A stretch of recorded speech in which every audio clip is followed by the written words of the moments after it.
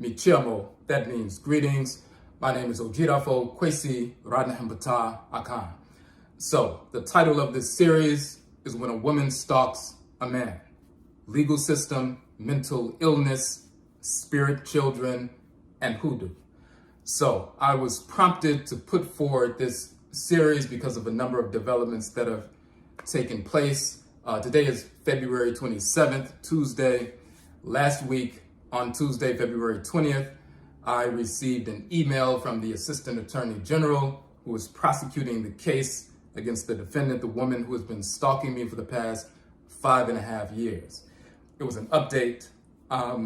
She was simply letting me know that the individual will be receiving or assigned a new defense attorney. She dismissed her previous defense attorney, and there'll be a status update, a status hearing rather, next month, March, and then a trial date will be set for the second criminal contempt charge. The first criminal contempt trial was back in June. The defendant was found guilty. She was sentenced to 180 days incarceration. That was suspended contingent upon her meeting her probationary requirements for 1 year. Once we left the courtroom, 1 week later, she violated the anti-stalking order once again, and therefore we had to go back to court in August for a probation revocation hearing, a show cause hearing. She was found guilty, of course, and she was handcuffed in the courtroom and taken to prison. Once she was released, a few weeks after that, she violated the anti-stalking order once again, and a new criminal contempt charge was filed, and this is the case that we are engaged in right now. So I want to go into some detail about these 5.5 years. We're going to talk about mental illness, which is central to this case. We're going to talk about spirit children and hoodoo that ended up in the civil suit as well as the criminal case, and also in the petition to the appellate court and the writs of certiorari with the Supreme Court. Certain individuals who are mentally ill, and I've worked in the field, before I became an entrepreneur, I worked in the field of mental health for over a decade in Chicago, where I'm from, and even when I moved to DC a few years back, working in the field of mental health with children and therapeutic foster care, as well as with adults and so forth. There are different degrees and manifestations and expressions of mental illness. Some people manifest simple anxiety disorders, which are simple in comparison, for example, to someone who's suffering from paranoid schizophrenia or bipolar 1 or bipolar 2 and so forth. So there are varying degrees. You have certain individuals who become very litigious. If they were already somewhat intelligent or intellectual or very articulate, yet they are imbalanced mentally, maybe they have a chemical imbalance, a traumatic brain injury, or they've had significant trauma which manifested as chronic mental imbalance that has, persisted for years and so forth. In certain expressions, these individuals feel like they are not heard by family because they've been cut off. They're not heard by friends because they don't have friends. They're not heard by coworkers if they're working. They're not heard by individuals in everyday life, whether they're in a retail establishment, out in public, in a governmental office or agency and so forth. So the only way they can force people to listen is they become very litigious. They seek to, file lawsuits, frivolous lawsuits on the civil side and criminal side on anything imaginable. In this particular case, this individual has filed a frivolous lawsuit on the civil side, as well as, petitioning the appellate court, as well as the Supreme Court on more than one occasion. We're going to get into all of that. When we talk about spirit children and hoodoo, we're going to talk about in the civil lawsuit how this individual requested that the judge order that I pay back child support, not for her biological children, because I'm not the biological father and we've never had any form of relationship whatsoever. She acknowledged that the children have biological fathers, but since she decided and put forward the false narrative that I was divinely assigned as her twin flame or divine complement, by default, I am the father spiritually of her children, and therefore I owe 18 years of back child support, not for my biological children, but for spirit children. And she asked the court to assign $637,000 in back child support. That's only one instance. There are many, many more in this case. So we're going to get into detail about that. So I'm going to show with documentation. Everything I talk about here has been documented in the civil cases as well as the criminal case. So nothing here is defamatory. Everything has been assessed. You know, trial judges are finders of fact. And when these issues are assessed and adjudicated and a verdict is rendered and so forth, you know, we're talking about something that's part of the public record. When you search on the DC Superior Court case search, you know, page and so forth, you can find this information available to the public.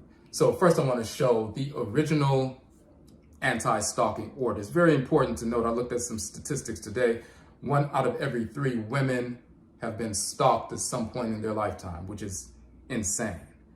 1 out of every 6 men have been stalked in their lifetime, which is also insane. On the male side, you typically don't hear many narratives about what is taking place. With this information, hopefully what we will be able to do is assist people to navigate their way through the legal system on the civil side as well as the criminal side, especially when someone is very litigious and puts forward frivolous lawsuits and, you know, petitioning the appellate courts and sending out subpoenas and so forth and creating delays and engaging in maneuvers that push court dates back 2 months, 3 months, 4 months, 6 months, 8 months, which has happened in this case. Some people will simply give up, and we want to assist people in that process. We also want to assist people to understand how to navigate when you have someone who is, you know, mentally ill, yet this is the person that's stalking you, showing up at your home, showing up at your place of, you know, business and so forth, reaching out to people you're connected with all over the country, weaving false narratives, putting you all over social media and so forth, false narratives. We're going to get into all of that. A number of different things have taken place, and when I've shared this with certain individuals, they can't believe the things that have taken place. So we're going to get into all of that. When we talk about spirit children and hoodoo, when someone is mentally ill, they begin to corrupt manifestations of spiritual expression, and then those corrupted manifestations they seek to employ to put forward a false narrative within their own mind, and then if that person is litigious, they bring that to court as well. So we're going to get into how this individual was representing herself. She's mentally ill, so she has me on the witness stand and she's cross-examining me. We're going to really get into a lot. So first, I want to I'm going to pull up certain documents, and first I want to show you the original ASO, the original anti-stalking order, and then the extension. Okay, so you can see this is the anti-stalking order, Domestic Violence Division, Washington, D.C., D.C. Superior Court. And you have me, Kwesi, Nehem, Ptah, Akhan. You have the respondent, which is the defendant and so forth. So, redacted the address. So you see the court hereby orders January 27, 2022 until January 26, 2024. So this is the very first anti-stalking order. And the person has to stay away from within 100 yards of myself and my home and my car, my vehicle, my workplace, and so forth. She can't communicate with me by phone or in writing, electronic or social media, directly, indirectly through a third party and so forth. And then the final part, it's not allowed to possess firearms. So you see that the first order was signed and granted on January 27th, 2022. The second order, when you see here, this order is hereby extended from January 10th, 2024. I had to go back to court right before the 2 years was up to file for an extension because she had violated the original court order on multiple occasions, which led to her incarceration. And you'll see that it's from January 10th, 2024 to January 9th, 2026. So how did we get to this point? I'm going to take you chronologically back 5.5 years to how everything started, how everything unfolded, and we're going to get into a lot of information.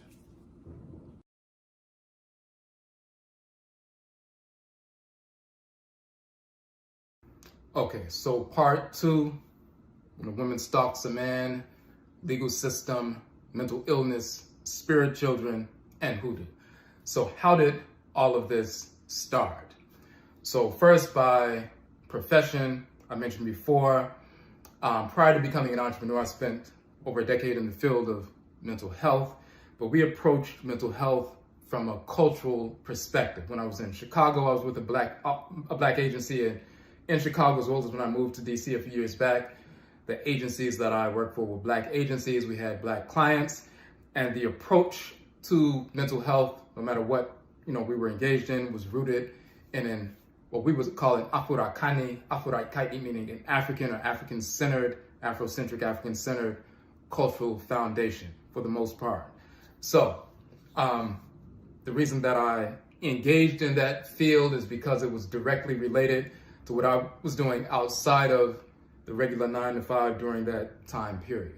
Since leaving the mental health field, I've become an entrepreneur full time, and some of the things I've done, I've published 31 books on Afro-Kaini, meaning African ancestral religion, culture, nation building, language, anthropology, a number of different subjects. It's all about the empowerment of black women, black men, black children, our community, and so forth. People download our 31 books for free, thousands of downloads per month. We have an institution. I've taught 40 online classes on the institution that are archived that people access. So this is how people get in touch with and find out about the work. When I've taught in, lectured in different cities around the country, from the East Coast, West Coast, and all over the past 15 plus years in earnest, as well as internationally, people come out. We have free events. People get a chance to come out and hear the information. We don't charge them to come speak. We give away a free copy of one of our books, so we don't charge people for that. So this is how people became aware of what we're doing online, as well as, the direct access. A few years back, before COVID and before we started teaching the online courses, back in 2014 and 2018, I had a blog talk radio channel, and I had a number of different blog talk radio broadcasts, and we were broadcasting a few times a week. This was online radio and so forth, and people would call in, and we're talking about these subjects and going through the information in the books. So this is how people became aware of what I'm doing. So this is what took place with regard to this individual from the beginning. We have an annual conference, the Echisign Conference, which is Ancestral Religious Reversion. And we talk about the different forms of ancestral religion, Afro-Kaini, meaning African ancestral religion, that we preserved in our blood circles when we were forced into the Western Hemisphere over the past 300 plus years during the enslavement era and afterward. We preserved these traditions in our blood circles. We preserved our ancient Afro-Kaini, or African ancestral religious practices, whether it's the Hoodoo tradition, which is the Akhan tradition from Ghana and Ivory Coast, the Juju tradition, which is the Yoruba tradition from Southwest Nigeria, the Eve tradition, which is Voodoo, the Wanga tradition, which is Ovambo, the Ngengan tradition, which is Fang, and so forth. We have scholarship dealing with how we preserved our ritual practices, how we preserved our spirituality, how that made us resilient enough to overcome the enslavement process, freeing ourselves from enslavement, people establishing independent black settlements, escaping from plantations and becoming independent and defending their independent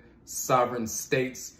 Even while there were plantations still enslaving people, we would escape from the plantation, set up our own independent sovereign state, arm ourselves, go back to the plantation, free more people, bring the people back, and so forth. That was powered by our ancestral religious practices. So these are the things that we talk about. We've published documents, released a couple of documentaries and so forth, where we go into detail about proving the linguistic connection, the cosmological connection, the genetic connection with regard to the human genome and so forth, to these different ethnic groups, and how we preserved our own unique expression of ancestral religion. So we're a unique group of Afro-Akani people, African Black people in the Western Hemisphere. We have our own culture. We have our own spiritual expression.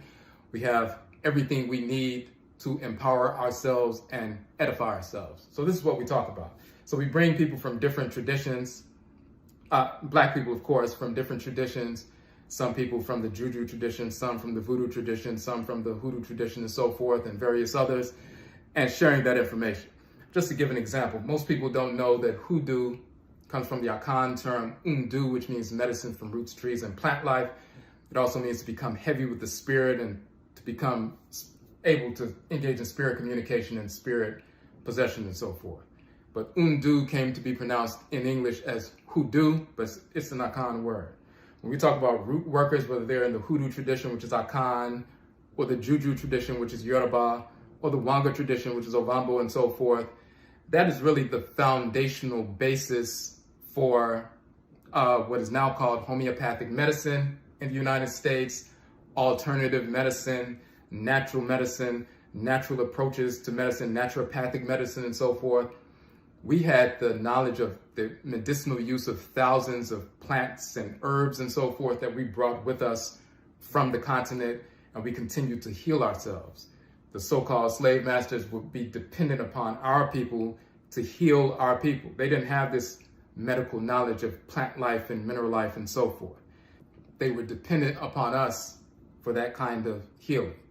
So just like even today, when you look at, for example, Beyonce and the whole country music thing and so forth, and it's now forced people to look at the true historical origins, and it turns out, of course, as many people know, Black people are the origin of country music, and the banjo came from West Africa, West Africa. The same is true with a number of different things in our lives. Homeopathic medicine, naturopathic medicine, natural approaches to healing and so forth, holistic health, that entire movement came from those of us who were root workers, doing that kind of work, healing our people, having better results than the conventional medical system as put forward by America. That's just one of the things that we have preserved in our culture. So this is the kind of information we talk about. We publish articles and books, and the people who come forward are authors, authoresses, healers, healeresses, and so forth. We have that kind of, conference every year in March, the Etchy Sign Conference annually here in DC.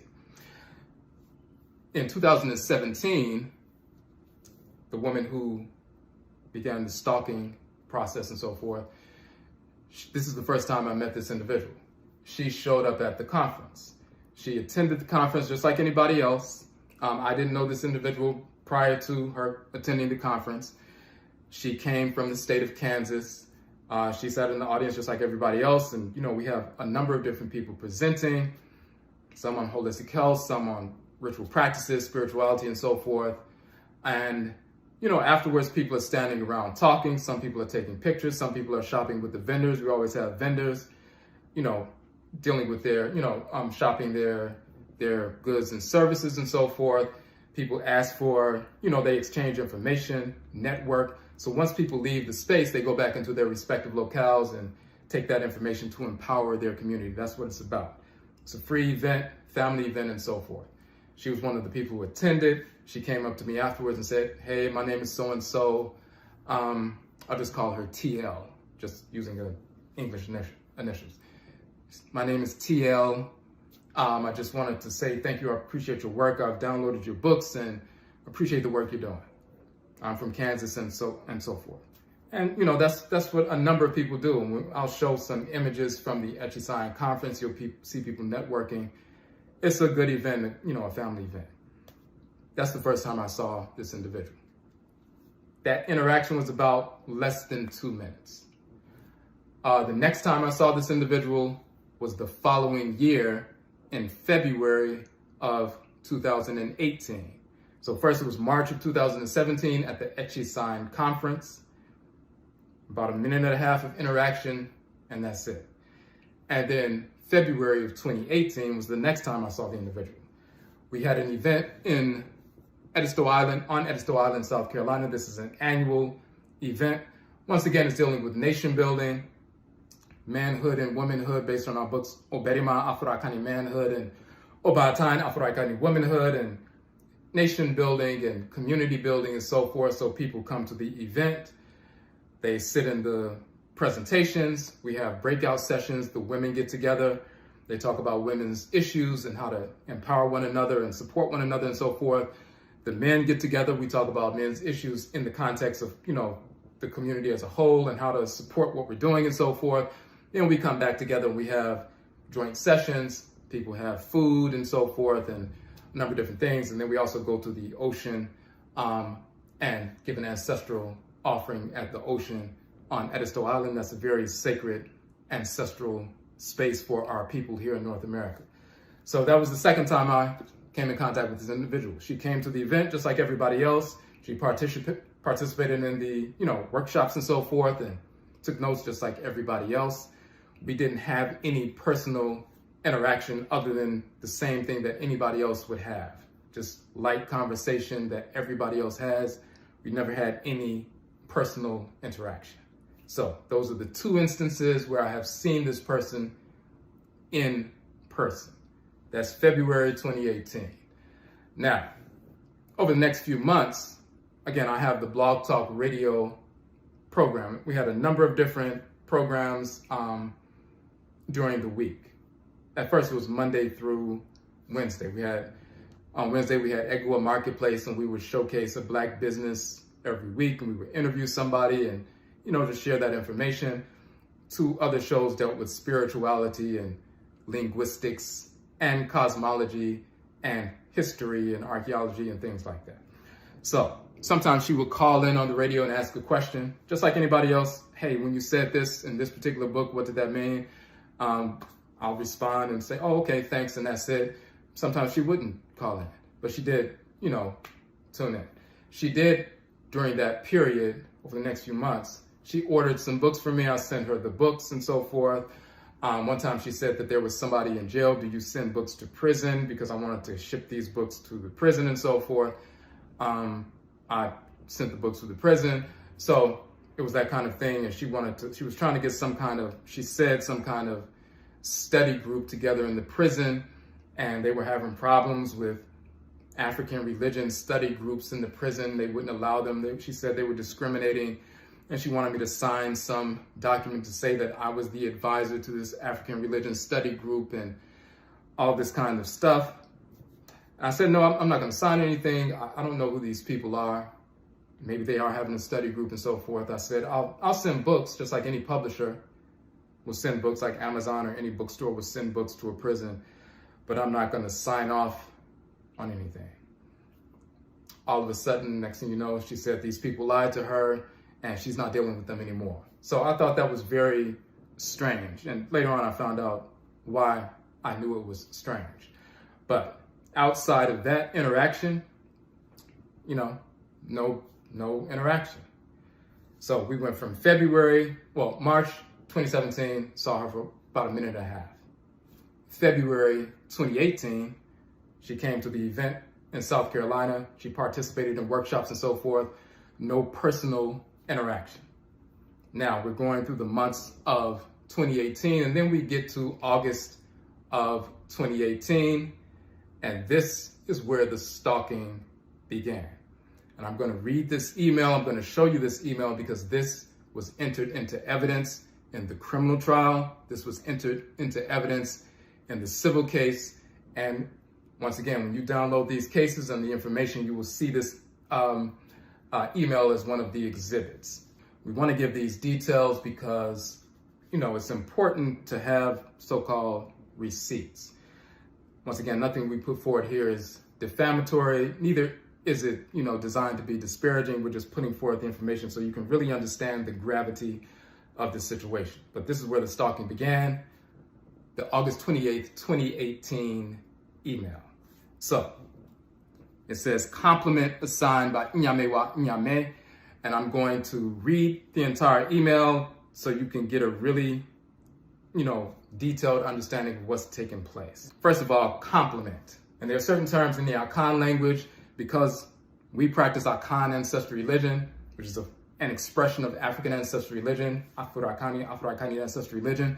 And we teach the Akhan language as well as the Medutu, the hieroglyphs of ancient Kemet and so forth. But you'll see a number of different Akhan terms utilized in this email and much of the documentation that we put forward.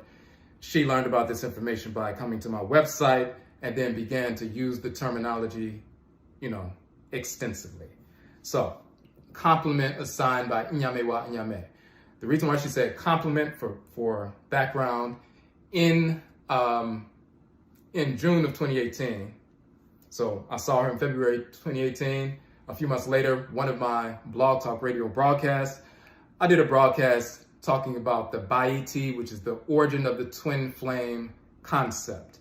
And this is some of the information that we put forward. The twin flame concept is called Baiti in the language of ancient Kemet, so-called Egypt, but our ancestral culture of ancient Kemet, which is, ancient Kemet, Egypt was the black civilization. Europeans and Arabs invaded later, but we established civilization, mathematics, sciences, art, music, and so forth before Europeans existed on Earth. So ancient Kemet, ancient Egypt.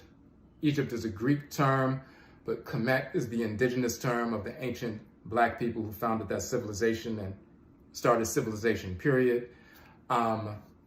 So Baiti means the twin, T, Bai, which means spirit, but it also means flame.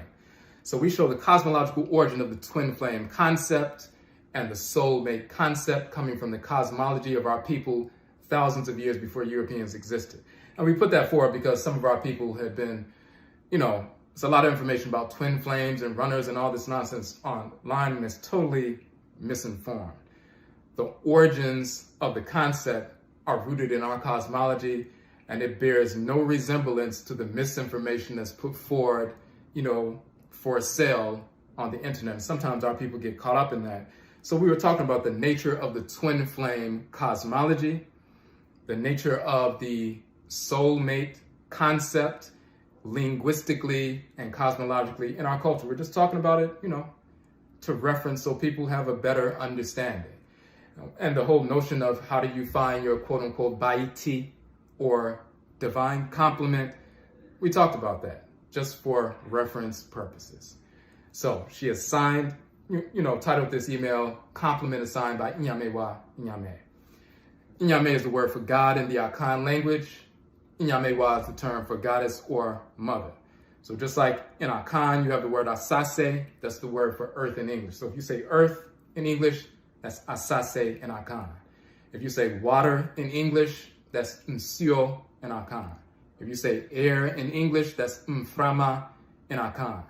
If you say dog in English, that's okramain in Akhan. If you say God in English, you say Nyame in Akhan. That's the great father. But the great mother is Nyame wa.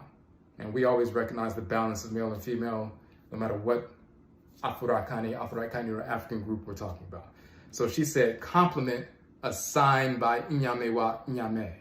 She's talking about the divine compliment assigned by, quote unquote, God. So here goes the email, and this is the beginning of the stalking. Nehem, which is my name, Kwesi Nehem Ptah Akhan. She says, prepare for me to ramble. Let me start by saying that I feel like an idiot sending this email because I am extremely shy and abhor rejection when it comes to expressing myself romantically, where to start. Despite being 40 years old, I have never been intimate with, dated, or married a man that I actually liked. From an early age, others convinced me that my expectations were too high, and if I didn't lower them, I would end up alone. The first time I came across the Odwirafo website, and my name is Odwirafo, my title is Odwirafo, and my website is odwirafo.com. So that's what she's talking about. The first time I came across the Odwirafo website, I was on the verge of settling once more. In truth, I knew you were the one the moment I read the first web page upon entering the site, but I refused to believe a man I had never seen or spoken to could be my soulmate. For all I knew, you could have been ugly. But the one thing I did know was that I trusted you, so much so that I told my children you were the only man on this planet I trusted, and to call you if anything ever happened to me, even though I didn't have your phone number at the time. Soon I began to be flooded with dreams and messages from Nsamanfo. Nsamanfo is the term for ancestresses and ancestors in the Akhan language. She was flooded with dreams and messages from Nsamanfo saying you were my complement, meaning divine complement or twin flame, one who is incarnated to be with you. I mistook these messages for messages from the enemy because I thought Asona was my matriclan. So I fought and fought against the dreams and messages I was receiving, so much so that I began to chastise myself for yearning to be with a relative. Asona is a matriclan in Akhan culture, and that's my matriclan. She heard me say that Asona is my matriclan. So then she started saying she was from the Asona matriclan, and then later on, she found out that people from the same matriclan don't mix. That's akin to incest, and she was not aware of that when she began to pretend like she was from the Asona matriclan. So this is what she's referencing. She thought we were spiritually relatives, so she thought that, it was a problem. But the dreams nor the messages stopped. Instead, they became more frequent and more detailed, with the most powerful dream being when I birthed your son, Yao, on last Thursday. I have kept quiet for the most part until now, but my heart aches to be near you. The recent dream of us birthing a son was so real, so emotionally and spiritually binding. My body is still recovering. Last year, you were ill with what was perhaps a cold or allergy of some sort. It lasted for months and my heart ached the entire time. I cried when I listened to one of your live broadcasts because I was not there to attend to you, heal you. In turn, whenever I am sick, thoughts of you heal me, literally. I received a reading from Kalinda less than 3 months ago, but I found it useless in many regards. She said it would be another year before I connected with my complement. She thus encouraged me to date different men and remain celibate until marriage. I did attempt to take her dating advice. I ended up on a date with a guy that repeatedly tried to force himself on me and showed zero respect for my personal boundaries as a whole. No, thank you. I'd rather be alone than settle again. Of course, there's much more I could say, but all in all, I just wanted you to know that I love you, I need you, I pray for you every day, and acknowledge that I was assigned the privilege of being your complement by Inyame wa Inyame, by the divine, by God. Additionally, I would be lying if I said it didn't feel like we were already married. P.S. Nehem, the firelight that rescued me. P.S.S. My apologies if I'm breaking some protocol of silence that I am not aware of. I'm really not sure how this is supposed to work. It's all very new and confusing, and it doesn't help that I wear my heart on my sleeve. Okay, so certain things are very important. I have this in front of me, so I want to reference a couple of things. First, as soon as she logged onto the Odwirafo website, she knew I was the one before she even saw me. She told her children this is the only man on earth that she trusted. There's already some mental imbalance there. And it's important to note that even when she came to the event on Edisto Island, even the sisters and anybody who interacted with her recognized that she was, a very articulate person and, had an extensive vocabulary and so forth, but you could tell she was imbalanced behaviorally. There was some eccentric aspects of her behavior expressively and so forth. So but hey, it's not against the law to be, a little imbalanced. So, I just want to look at this. So, as soon as she logged onto the site, she knew I was the one. So that's clearly some imbalance. It's also important to note that there was never a time in that first minute and a half that we first met that I showed any interest in her. I was never interested on any level, never have been, never expressed that, and never, did anything to suggest that. Same is true when we saw each other and everybody else at the event on Edisto Island. Never been interested in any way, never expressed that. I've gone around the country, as I said, doing presentations in different cities and so forth for the past 15 plus years. I've never attempted to, develop some relationship with somebody I met at a lecture or reaching out to people on social media. I've been on Facebook for 15 years or more, as well as social media, including Instagram, Twitter, and so forth. We do not utilize that to try to sound deep and then try to talk to women on the side. 99.9% of the individuals who are in the line of work that I am, all over the country, we are focused, we're disciplined. We don't utilize the information that we have to try to get with women. We don't do that. 99.9% don't do that. These are the unsung people who are in the communities, teaching, educating, edifying, empowering, and so forth. And people don't really know who we are unless you're in that, in that vein. So, and when you see, pictures of myself and other people in different, all over the websites and, social media, you see that I'm not hugged up on people. I usually have my hands behind my back when I take a picture in any city. I've been in like 33 plus cities on multiple occasions, as well as internationally. You never see me hugged up with somebody unless there's somebody that I know personally and we're friends and we have a friendly hug and so forth. But outside of that, you never see me, hugged up with somebody who came to my lecture and took a picture about my book and asked me to sign it. We don't do that. We never have. So, and in this case, it's the same way. Never been interested in the person at all. So, now, she starts having these dreams and so forth. She talks about spiritual messages, and having my child and all these different things. And then at the end, of course, after saying that, thoughts of me healed her literally, and when I was sick, she cried because she wasn't there to attend me. I've never been sick. That's just not accurate. I don't know what she's referring to. It's a little, extra there, but you can see there's imbalance. At the end, she talks about she's just grateful to know that she was assigned the privilege to be my divine complement. Notice nowhere in the email I have a say about anything. She just wanted to inform me that she is my divine complement, and she's so grateful to know that she's been assigned by the Supreme Being to be with me because she incarnated to be with me, and she just wanted to, inform me of that. I didn't have any input in that at all. She didn't even ask me anything. So now she's talking about spirituality and all of that. So then I respond, and let's look at the response that I get. I say, "Chiawo," that means greetings. No protocol broken, so it's no problem.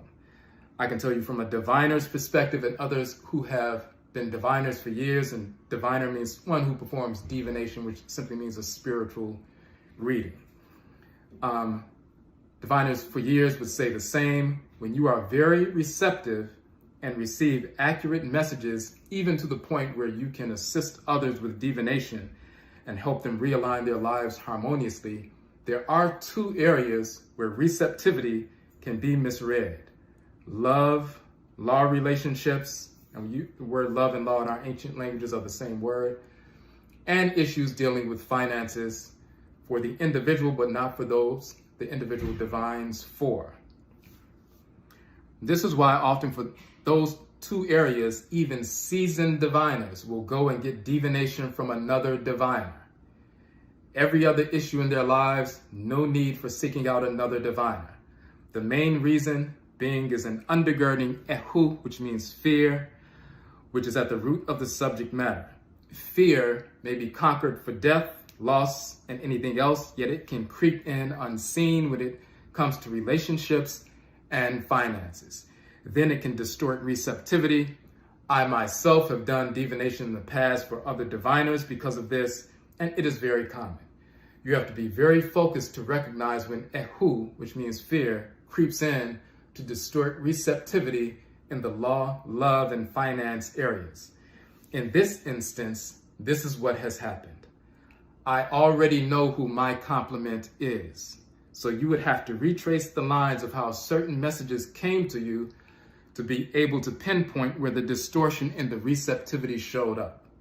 You are not the only person who misread the same message and believed they were my divine complement. I had to inform one other individual that she was not my divine complement, although she shared detailed reasons and messages she received spiritually that suggested that I was. But again, it is not uncommon.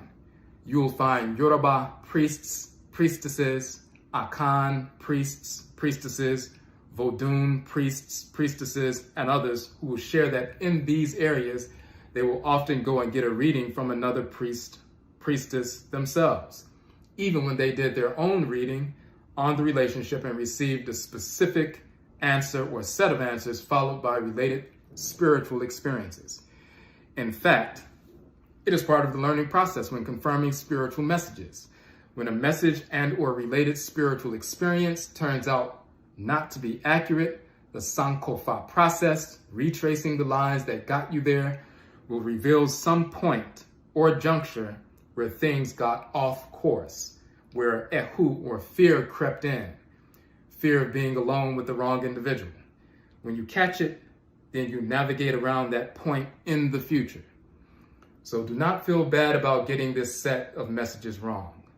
That has happened with myself and everyone else who is receptive or divines at some point. However, your divine complement is out there, surely walking around right now somewhere. He would be in your age range and definitely exists. Maybe it will be next year after September when you find out who he is. These things are learning opportunities, and we have all definitely gone through them. It's a part of the developmental process when you take advantage of it. Okay, so you see what took place. Since she approached the issue from a quote-unquote spiritual perspective and said she had spiritual messages and she was informed and it was a divine revelation and so forth, it wouldn't be enough for me to say, well, I'm not interested, so I appreciate you, but I'm just not the one. Because in the mind of somebody like that, she would go back and simply say, well, he just doesn't understand now, but this was a divine message and he'll come along at some point. Since she talked about, readings and she was inferring divination and so forth, then I had to come to the subject matter and approach it from a diviner's perspective. And she learned about divination and the details of divination and so forth from my website, as well as studying, other things about ancestral religion and so forth. So I want to give some detailed information about how people can get spiritual messages misinterpreted and how very common it is. So I wasn't being disparaging. That's not the goal. I wanted to be, truthful, honest, open, but also direct and just showing the point by point, not only a rebuttal, but something that she can learn from so she wouldn't make the same mistake in the future, but clearly stating the truth and what's obvious. She's not my divine complement and never would be that. And again, that's not being disparaging. That's just, if someone tells me, Kwesi, he's a nice guy, he's intelligent, he has his own business, I appreciate the work he's doing. He's not my type, but he'll find somebody at some point. When someone says that to me, I respect that. I appreciate it because, then I can move on and, connect who I need to connect with, and I don't have to, spend time considering something that's not a reality. And I wouldn't go forward and say, well, yeah, you may feel like that now, but let me show you why you need to be with me. That's not only is it disrespectful, it's immature, it's ignorant, it's imbalanced. Just to give the bottom line, it's imbalanced. If someone tells you you're a nice guy, but you're not my type, they're letting you know how they feel. If you try to move forward and override that, what you're saying is, I don't respect you. I don't care how you feel about yourself. I said I'm your type, so I'm going to force you. I'm going to force myself on you until you acquiesce. That's insane. So normal people don't operate like that. So once again, I'm just showing the information and giving a detailed response. She gave a detailed email, so I gave a detailed response. And the key was the way you misinterpret messages. If you're overcome by ehu or fear, that begins to distort, spiritual messages in many different facets.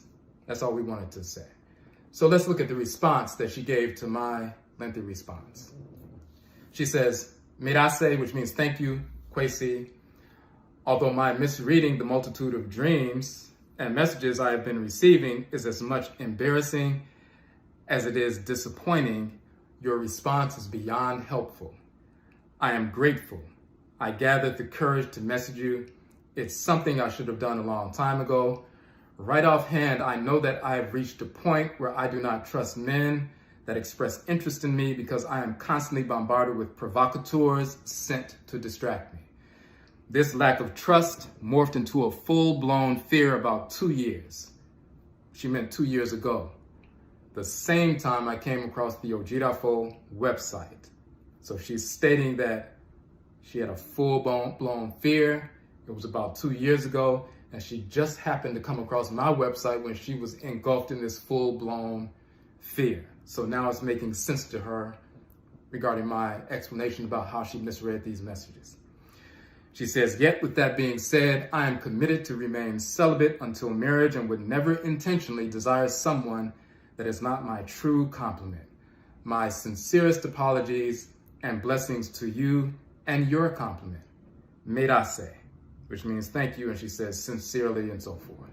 And then my response is, Aseda, which in Akhan means you're welcome. You'll find that this happens with at least 90% of people involved in the culture. It's just a learning experience. So that was the exchange. It was a respectful exchange.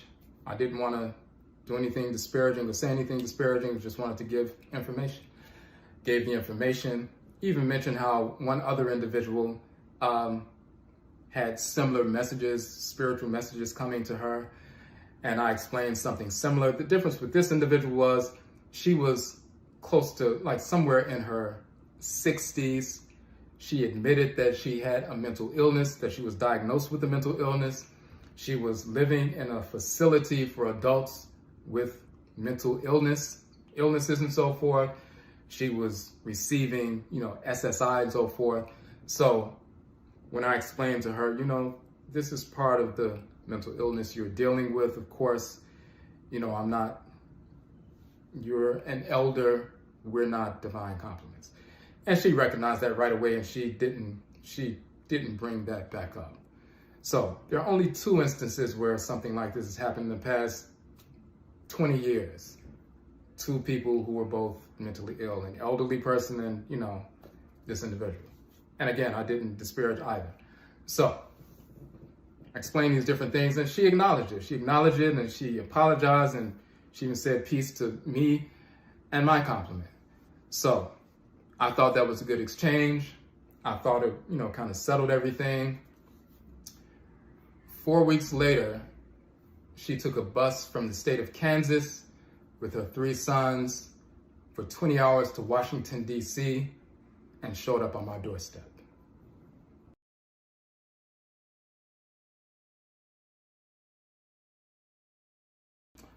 Okay, so this is part 3, when a woman stalks a man, legal system, mental illness, spirit children, and hoodoo. So she took a bus from the state of Kansas with her 3 sons, teenage sons, 20 hours on the bus from Kansas to Washington, D.C., and she showed up on my doorstep. I've never given this person my address. Once again, the first time I met her, a minute and a half, March 2017. Second time I saw her, she was part of a group, sitting in a group and, workshops and so forth, and that was it. 4 weeks after this email, when she apologized and said peace to you and your compliment, she's at my doorstep with her sons.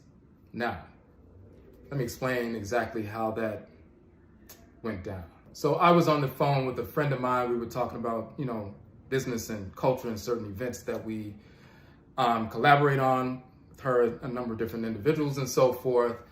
And I get a text.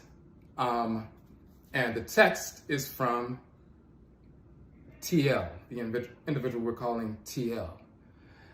And she had my number because when we went to the event on Esto Island, I gave everybody my number so we could all meet up at the ocean at the same time and all meet up at the beach house where we were having the event at the same time.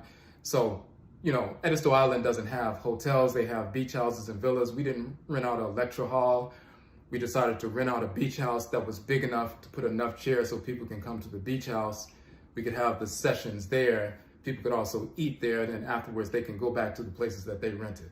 So I gave my number to everyone so they could, we can all meet up at the beach house at the same time and meet up at the ocean front for the ancestral ritual at the same time. Also, she called about the books and, about sending the books to the prison and talking about the whole piece with regard to some study group going on in the prisons and so forth. So she called me about that before, but we never had any conversation beyond that kind of thing. So, so I get this phone call. Well, I get a text and I see it's from that number. I recognize the number 1 because it's a Kansas number. She called from that number before, but she used to call in on the Blog Talk radio show. And sometimes when you listen to the archives, you'll hear her calling in. That 913 number, that area code, I think it's 913 or 91. Yeah, it's 913. Kansas area code. She would utilize that number. So when I saw 913, I've never had anyone's phone number from that area code. So I get a text from this individual. So me and my friend are talking on the phone, and she texts, and her text says, "We are at Union Station. Can you come get us?"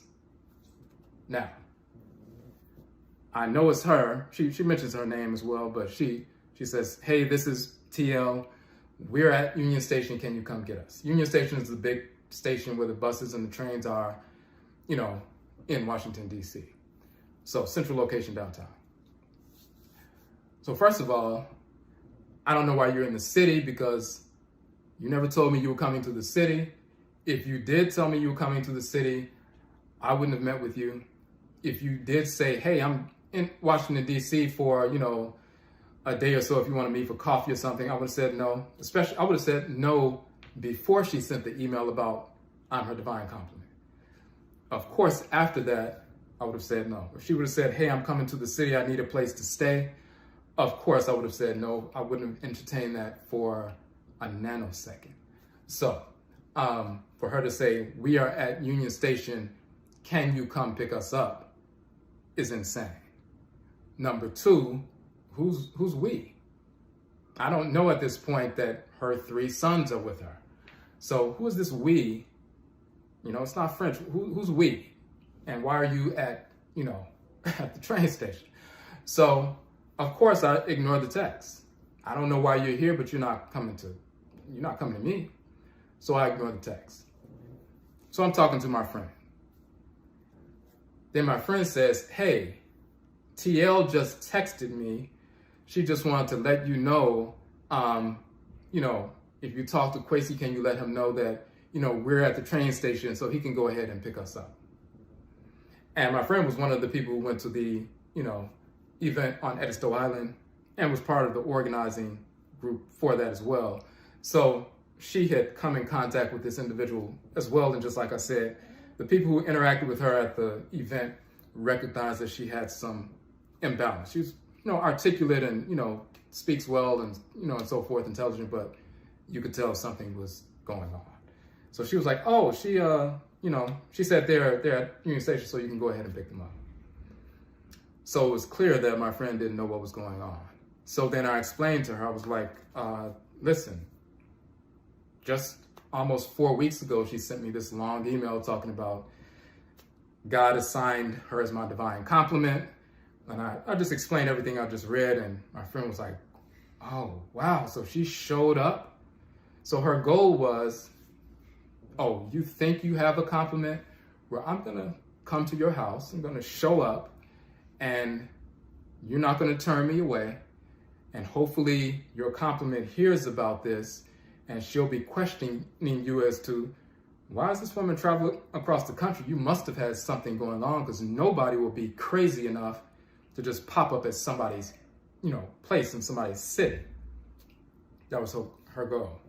I found out from my friend that not only did she tell my friend and some of the other sisters who had gone to that event in, South Carolina, that she was going to be relocating, but she was also asking people to assist her if they could, and they were trying to raise money to assist her with her move.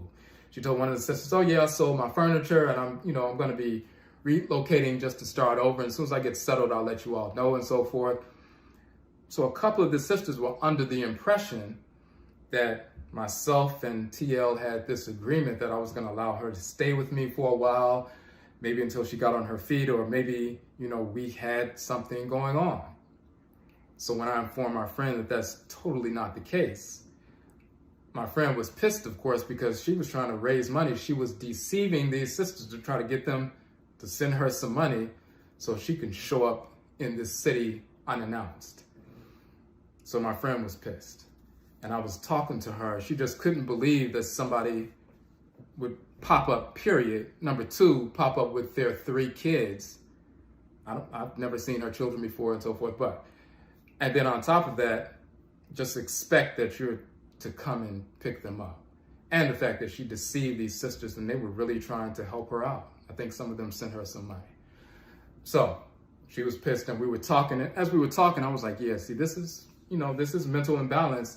She is literally the kind of person that would just show up at your doorstep. And a few minutes later, I heard a knock on the door. So I told my friend I have to get off the phone. And I had to address what's going on. So I hear the knock on the door. I live in a condo building. It's a locked facility and so forth. The only way you can get in is if you have a code, or if you happen to be standing outside and somebody happens to be leaving the building or coming in, and if they're polite enough to hold the door open for you, you can get in that way, but that's the only way to get in. And I'm on the top floor. So I hear this, talking going back and forth and movement going back and forth. So I will find out later, of course, that she has her 3 sons with her. She starts texting me frantically. And then I answer the text and she says, hey, yeah, I'm at your house. I don't know if you're home. I just came here. First of all, I never gave her my address. I will later remember, at some point she ordered some books. She kept the address, and I guess for safekeeping, because she knew she was going to do this. But she said, I'm here. I don't know if you're home or not, but, we're here. Me and my sons are here and so forth. I just wanted to know if you could assist. And then I responded, because I wasn't going to open the door. First and foremost, being in the field of mental health, you understand certain things. She's the kind of individual that you're not going to be able to reason with. There's a narcissism that's associated with her expression of mental illness and so forth, and arrogance, a controlling, forceful kind of controlling to a certain extent when she can and so forth. If I would have opened the door, she would have tried to force her way in. That's what would have happened. And then there would have been an altercation and somebody would have called the police, and then, her sons are there and so forth. And the next thing you know, I would be the one being handcuffed, because surely it must be something to do with me. So of course I didn't open the door. Plus she didn't deserve the respect of me opening the door. You don't show up at someone's home who never invited you with your kids trying to gain entry. So I responded back. I said, I don't know why you are here. I don't know how you found out about my address and so forth, but you're in the city, but you can't stay with me. I don't know what to tell you.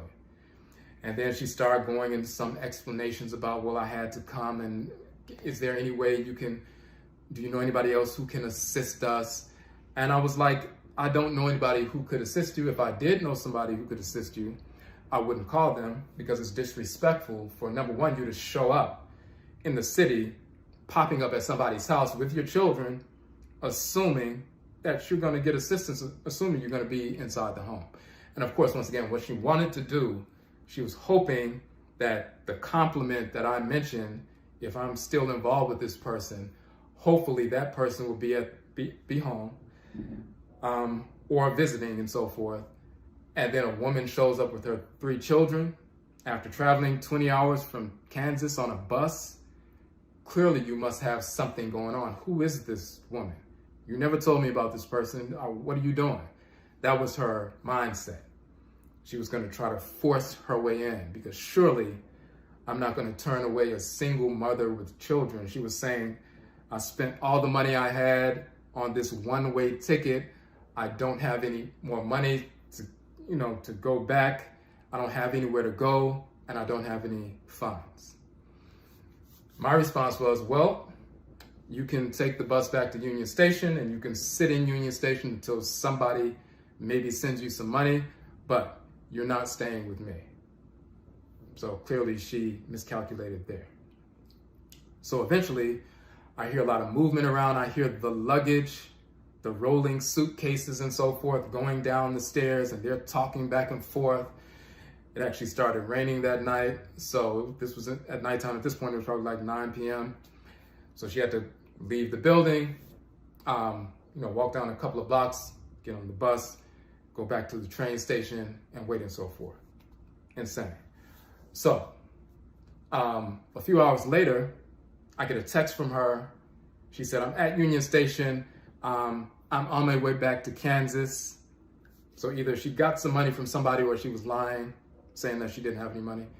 She said, I'm on my way back to Kansas. I didn't mean to disrespect you. I thought that the spirits told you that we were coming and that we were in danger. Now you need to understand something. This is going to be something that's important going forward.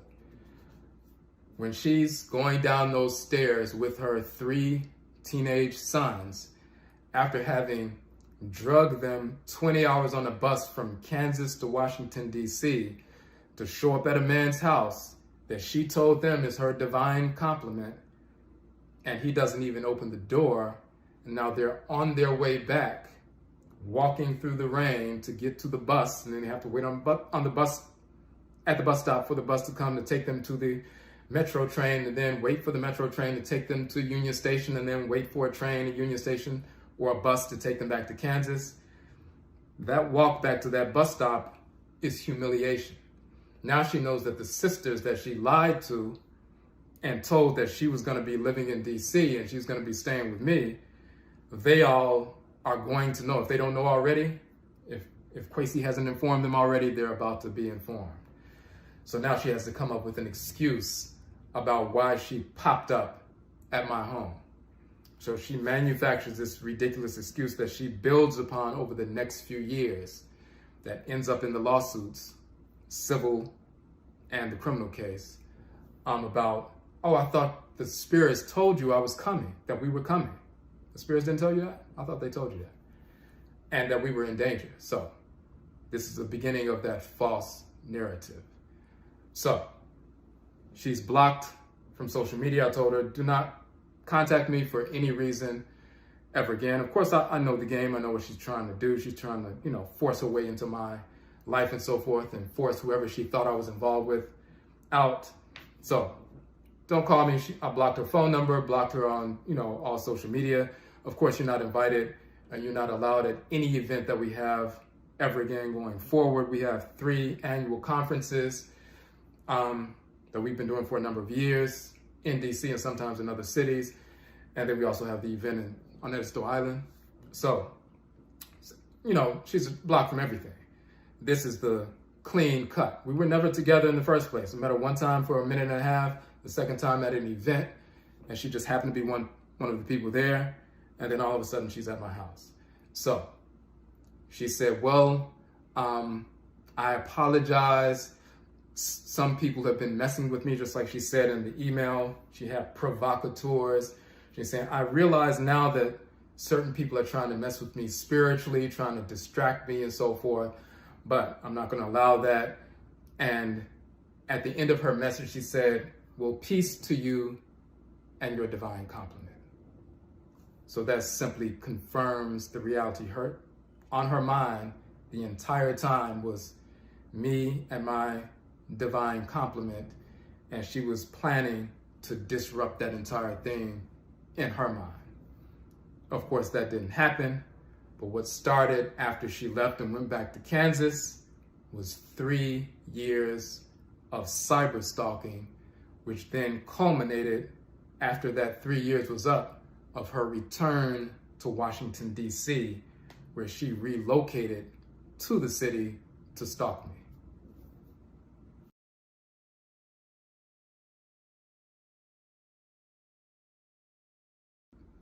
Okay, so this is part 4, when a woman stalks a man, legal system, mental illness, spirit children, and hoodoo. So now the individual is back in the state of Kansas, and a 3-year period of cyber stalking begins, and now we really get into the weeds of what's going to eventually manifest in the civil case, as well as the civil cases, as well as the criminal cases. Now, she's blocked from social media. I blocked her from all social media, so I don't know what's going on right now. About a month or so later, I started sending out the information for our annual event that's going to take place on Edisto Island in February. So I normally start sending that information out in October and November so people can get prepared and so forth, and people can start to register. Somewhere around November, a couple of months later, she sends a deposit for the retreat, for the event on Edisto Island. And then I found out from other sisters who are going, who went before, that she reached out to them and said, hey, are you all going again? Are we, the sisters had rented out a beach house before and they stayed together, and then would come over there from that beach house and come to the main house for the lectures and so forth. She's reaching out to them and saying, hey, who wants to share a house? And, how are we gonna, what's your travel arrangement looking like and so forth? And she really didn't get it. She didn't understand yet. It hadn't been clear enough yet that, no, you're not allowed permanently for the rest of your life. It's not like I was mad for a few weeks, but you can come back to the event. You're never coming back. So, but deep down, she did understand, but she's trying to force her way in once again. So I get this deposit, and I see it in PayPal, of course, through my business account. So I send the deposit back, of course, and I send a message saying, like I said before, you are not allowed at any event for any reason, ever, period. Don't contact me, don't email me for any reason, period. So, some time goes by, some weeks go by, and then somebody sends me a DM, and they send me some screenshots, and they're like, hey, did you see this? So while this person is blocked, mainly on Facebook, that's the, at the time, the social media platform that she was utilizing, she has me all over her website. She's posting my books, she's posting the links. She starts using at some point my last name, Akhan. She's using the terminology that we use. We talk about the Akhan religion, Akhan ancestry religion. We're using terms like Nsamanfo that you saw, and Inyame and Inyamewa, the Akhan term for the supreme being and so forth, and Abosom, and all this terminology, as well as the various 31 plus books that are published. And people are assuming that because of the last name and because of the nomenclature that she employs as part of the work that we do, oh, they must be together. People told me later, oh, I thought you all were married. Same last name, utilizing your stuff and so forth. She has my stuff all over her pages, multiple posts and everything else. But what's even more important, she put forward this false idea, narrative, and even campaign that she's the owner of a black town in Kansas. And this black township called Quindaro Township, which was a city a number of years ago that was founded by black people at some point. She starts saying that she's the owner of this black town. She created a town website. She had listened to my broadcast about the independent black town movement after the Civil War and pre-Civil War, when different black communities, escaped from slavery or even after enslavement, went to different parts of the country and incorporated their own independent black towns, hundreds of them. Instead of trying to integrate, they said, we're going to be independent. They got land, they incorporated towns, they built businesses similar to Black Wall Street, but there were hundreds of independent black towns, and some of them still exist. Mound Bayou, Mississippi, for example, is one of those independent black towns. Atlantic Beach in South Carolina, it's been around for nearly 100 years. That's another independent black town that still exists today, 100 years later. North Brentwood, Maryland, it's been around for nearly 100 years. I think next year is the 100-year anniversary. independent black town. So we've talked about that on our broadcast and our books and so forth. So now all of a sudden, she's the owner of a black town. She has different tabs on the website. This is where the criminality comes in and the narcissistic, expression of that. She has different tabs on the website. Garbage pickup day. Hey, everybody, don't forget, Tuesday is garbage pickup day. She has another tab on the website. If you want to open your black business in our town, we're talking about, community development and empowerment for black people, African people, and so forth. You can open your business in our town. You have to have a business license. She has a PayPal button so people can purchase business licenses to operate their black business in this black township and so forth. Totally fraudulent. But then she, filed frivolous lawsuits against the United States government, against the state of Kansas, and others. Let's look at one of those real quick. As you can see here, she's talking about she's the managing partner of company of Kwesi, which is Quindaro versus the United States, Unified Government of Wyandotte County, Kansas City, Kansas. We're gonna talk about the individual Esther Ross and so forth.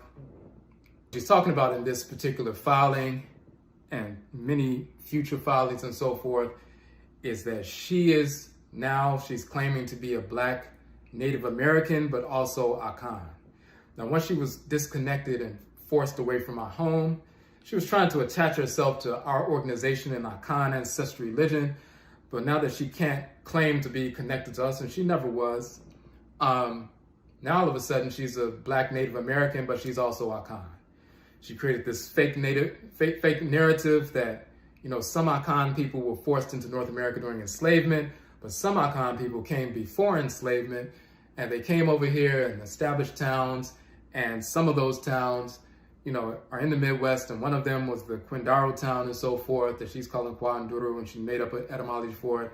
And she is descended from the people who created that town, and that town belongs to her. So she wove this whole black Native American story that previous to that, she, of course, was against black people pretending like they're Native Americans and so forth. But now she flipped onto it. A few years later, when she's in the midst of the criminal case, she put a post out saying, I was wrong and I'm not an Indian and all this other stuff. But at this point, she's filing, and by the way, these cases are still going on, and she recently filed another writ of certiorari with the Supreme Court trying to push this nonsense. So she's forcing these fraudulent cases through the system. So what's important, how is this related to me with regard to this black township? Not only is she using my name all over and people are assuming that, oh, he must be part of this black town as well. I've been studying his work as well. So all these years, oh, they have a black town. Oh, I want to look into that. Maybe I can relocate. Maybe I can open up a business there. She had my image, my face, my title on the website for the Quindaro Township. She said I was a trustee on the board of this town, and she's selling these fake business licenses. Now, if the feds came and someone is selling fake business licenses and they're trying to see who's behind this, she's homeless. So whose face is on the website? My face is on the website. So she's trying to draw me in, number one, to something criminal that could set me up for something criminal.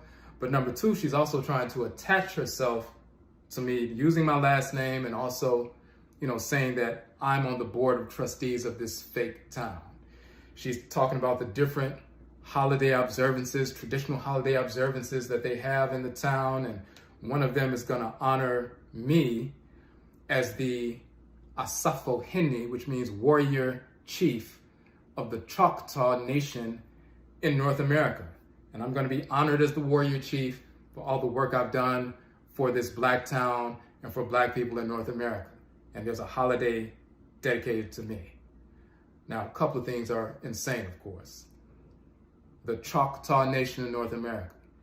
I'm not one of these individuals who are so consumed with self-hatred that they're pretending that our people didn't come from Africa into the Western Hemisphere. They're pretending like, oh, we're Native Americans. We were already here. There's no such thing as slave ships, and we didn't come on a slave ship. There's a small contingent of Black people who've been pushing that narrative, and it's always based in self-hatred. It's total nonsense. It's always based in self-hatred. We've learned to hate our noses, hate our lips, hate our skin color, hate our hair texture, hate everything about ourselves from the enslaver, the white enslaver. And some of our people have taken that to the extreme, pretending like our people never came from the continent of Africa, and they have this little silly movement going about they're the original Native Americans. So we've written about that, we've exposed that, totally against that. If somebody thought that I was claiming to be a warrior chief of the Choctaw Nation, pretending like I'm a Native American, that would destroy any credibility I have as a true historian. Whenever people read my books, they see how thorough the information is, the linguistics, the cosmology, the true story, history, and so forth. If they were to read what was on that site and believe that I'm claiming to be a Choctaw, which is ridiculous, that would destroy my credibility as a historian, as someone talking about culture and spirituality and empowerment for our people. I would just be another self-hating individual trying to put forward false narratives for some kind of financial gain or gaining some kind of power or influence over a small group of people. So of course, this is insane. So I put out a PSA at some point. In fact, it was 2019. I put out a PSA on Facebook and eventually on Instagram, simply letting people know, if you see this site, there's an individual, she's using different names and so forth, we are not in any way affiliated with this individual. This is plagiarism. It's also a false narrative. It's also, criminal and so forth. We have nothing to do with this individual. If you want to know who we are connected to, simply reach out to us. Never believe individuals who are simply plagiarists, vulgar plagiarists. So we put that PSA out. I'm going to show you that PSA, but first let's look at a couple of emails regarding this Quindaro Township that are that were entered into evidence, as part of this trial. First, I want to show you the first PSA we sent out in 2019 because we had to send out another one. It says, plagiarist alert, Sakomufo, that's the title she was giving herself. I talk about myself, Odwirafo, Kwesi, Nehem, Ptah, Akhan. Not affiliated with in any form, nor do we support in any form or fashion this individual, the different titles she's given herself and the different fake little businesses and titles that she threw up. We do not support manipulative plagiarists. The reason why some assume from the outset that we had an affiliation with this individual is because of the phraseology, titles of courses, images, etc. used by this individual have been plagiarized directly from our website. Books, blog talk radio, broadcasts, our 6-week courses, and articles. Always seek us out as the source if you have any question regarding whom we are affiliated with, and we will gladly share that information. Never assume because the fraudulent plagiarists who seek to benefit financially off of a false affiliation with us abound. For the original source material from which this plagiarism derives, see our publications institution page, blog talk radio page, and WordPress page for the free downloads of our 31 books, 353 broadcasts, our 6-week online courses, and more. And I give all the different links. All that stuff can be downloaded for free. And then we go up to the top, the second PSA we'll talk about a little bit later also, but we just wanted to show scam alert, Quindaro Township, exposing a scam artist attempting to profit off of our name. Quindaro Township is a scam propagated by an individual now calling herself Sakomufo and other titles and so forth. She's changed names multiple times. Some of you recall that we exposed this individual last year for plagiarizing our work. So this was later on, 2020, 2021, and so forth. But the first one was 2019. And attempting to gain followers and generate revenue through fraudulently associating herself with our organization and my name in particular.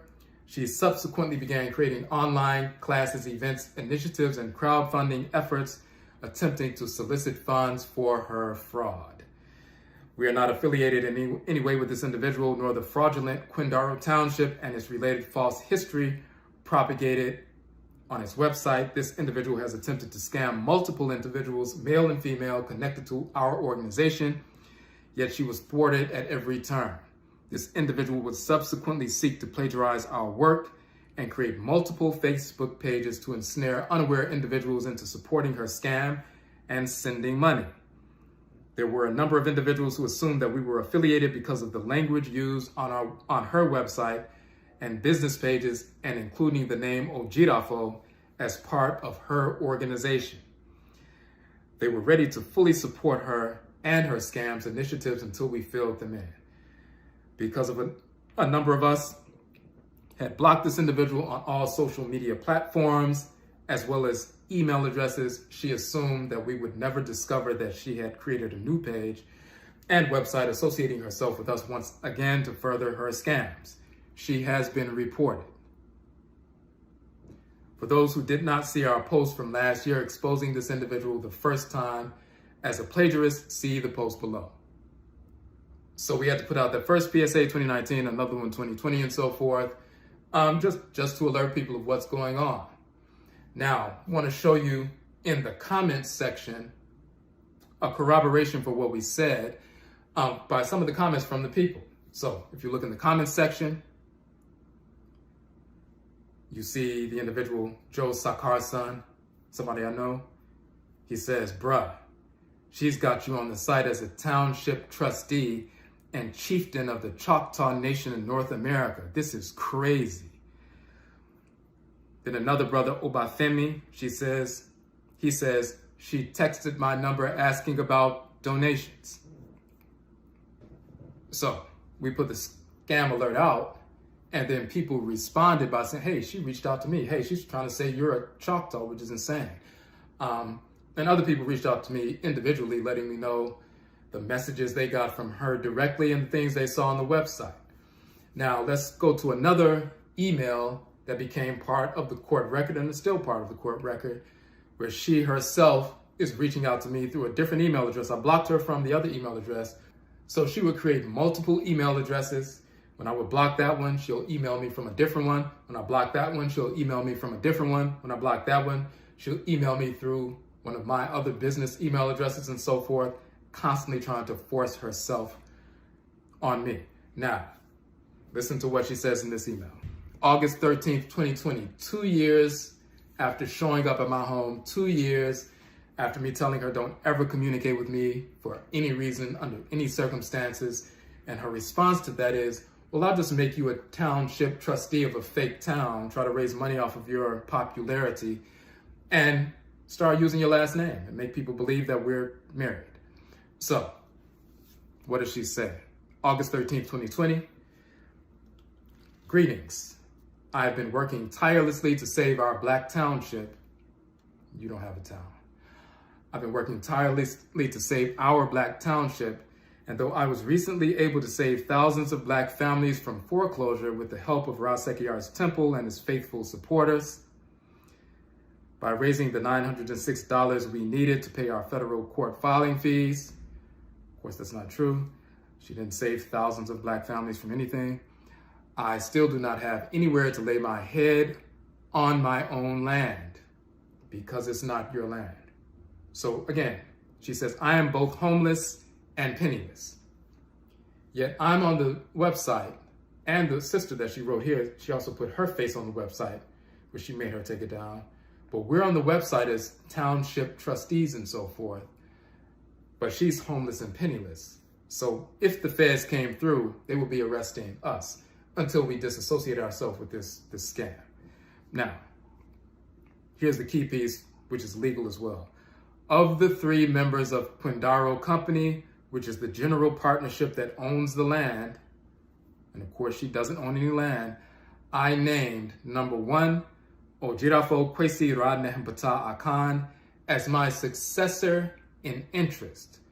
Now she's placing me on legal documents when she's filing these, documents talking about she's, filing these documents against United States government and, state of Kansas and Wyandotte County and so forth.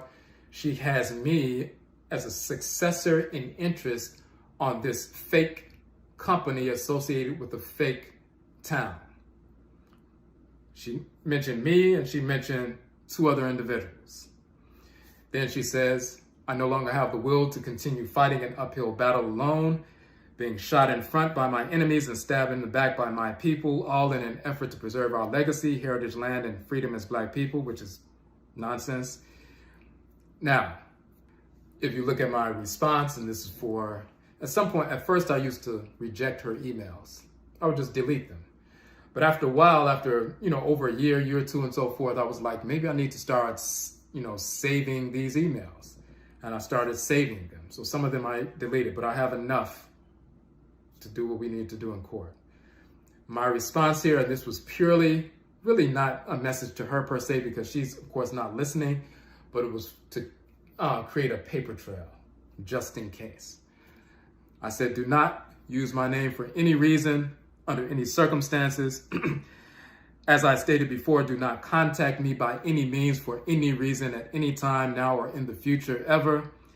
As of the sending of this email, your email address will be blocked, just as your phone number and all social media accounts have been blocked already. And the few times that I responded to her, when she would send multiple emails, usually I wouldn't respond. When people are narcissistic, they want to, as long as they're engaging you and they get you to engage, even if it's an argument or a debate or a contention, they feel like they're winning if they can get you to engage them. The worst thing in the world for a narcissist is to be totally ignored or dismissed. That's when they ramp up their forced engagement. But I ended the email like I ended a couple of other emails. As soon as I send this email will be blocked, so do not respond because I'm not listening to that. Another email a few months later. Now, this is another key point that corroborates what we said in our PSA. She's calling me the warrior chief of the Choctaw Nation and so forth, and dedicating a holiday to me. That's supposed to be flattering. Maybe that's going to make me realize she's my divine complement. Pure nonsense. So this is what she says. This is a message of loving correction. Please receive it as such. We are one people, one family, one nation. We've never been a family. We've never been one. She has nothing to do with our organization. Nanasom amamre amainsesu should be our focus. We must put our egos and petty differences aside. Insane, narcissistic talk. You are destroying my children's belief in Nanasom, which simply means ancestral religion. Please kill me instead. They have lost all trust in Inyame wa Inyame, meaning the Supreme Being, the Abosom and Nananom and Samanfo, the deities and ancestral spirits, because of you. I spent years cultivating their individual and collective Etchi sign, and I am doing all within my power to fulfill my Nkrabia, which means destiny. So what she's saying right here is her children, who were first interested in African culture and spirituality and history and development and, empowerment and all these different things, because of me, they're losing their interest in that. And we need to put our petty ego differences aside. This is an individual who tried to, put me on a fake website and put me in United States courts, including the Supreme Court, on a fake town and saying I'm the successor in interest and all this other nonsense. Now, let's look at the rest of it. Notice she capitalizes, humble yourself and listen to the advice of your Nananom Nsamafo, your spiritually cultivated ancestresses and ancestors. I lay upon your head my children's rejection of ancestral religion until you do. Get a reading to see the error of your ways before it is too late. You owe my children sincere apologies in the name of all that is divine. Every single word on the Quindaro Township website can be easily fact-checked. Of course, it can't.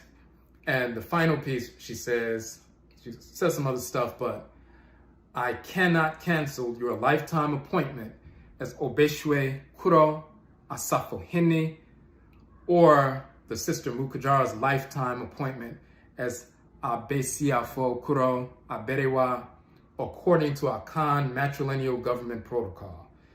You both must decline these appointments, and if you do, you will never hear from me again. Problem solved. So here she's admitting that she gave me a lifetime appointment of a Safo Henni. A Safo means warrior, and Ohenni in the Akhan language means king or chief. So Asafo Henni means warrior chief. She said she gave me a lifetime appointment of a warrior chief within this fake town, and she can't cancel the lifetime appointment unless I, as well as the other sister, but she gave her a lifetime appointment to another fake title. But unless we, formally decline these positions, then they're just in place because according to our Akhan matrilineal protocol, she can't, remove these sacred titles. Pure nonsense, purely made up.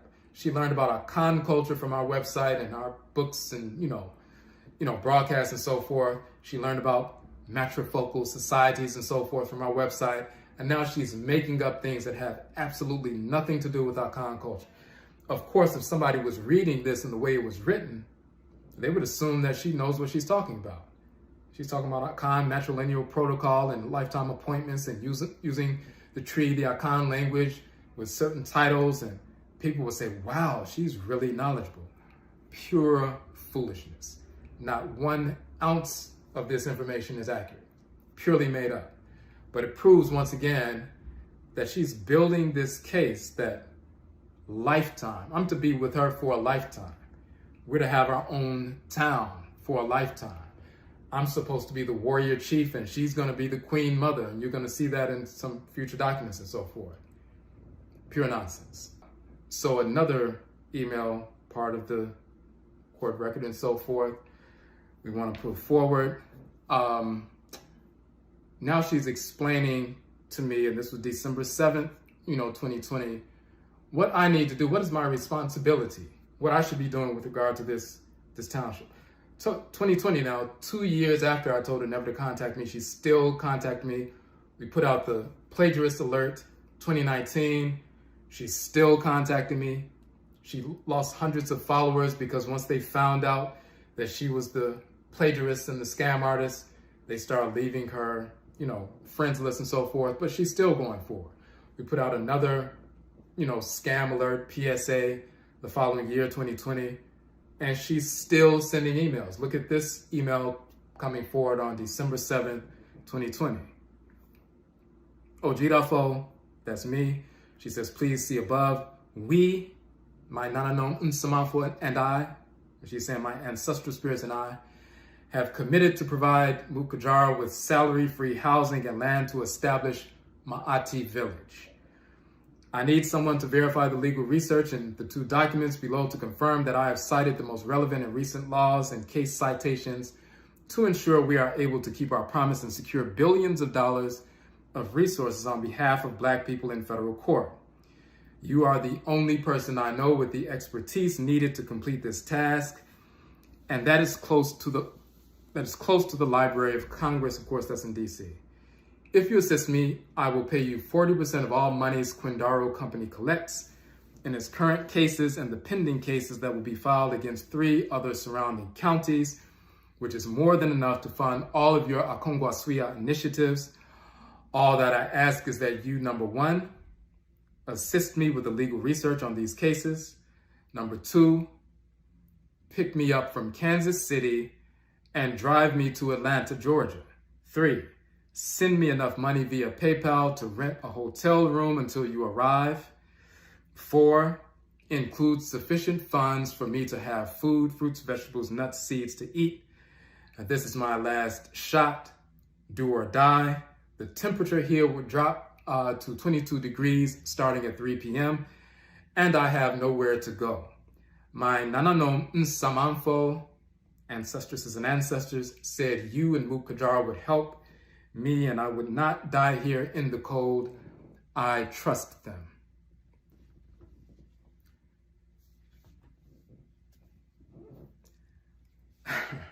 So look. So basically, I need to drive to Kansas. I need to pick her up. I need to drive her to Georgia. I need to give her money. I need to put her up in a hotel. I need to buy her food. I need to help her file these cases. I need to do the work.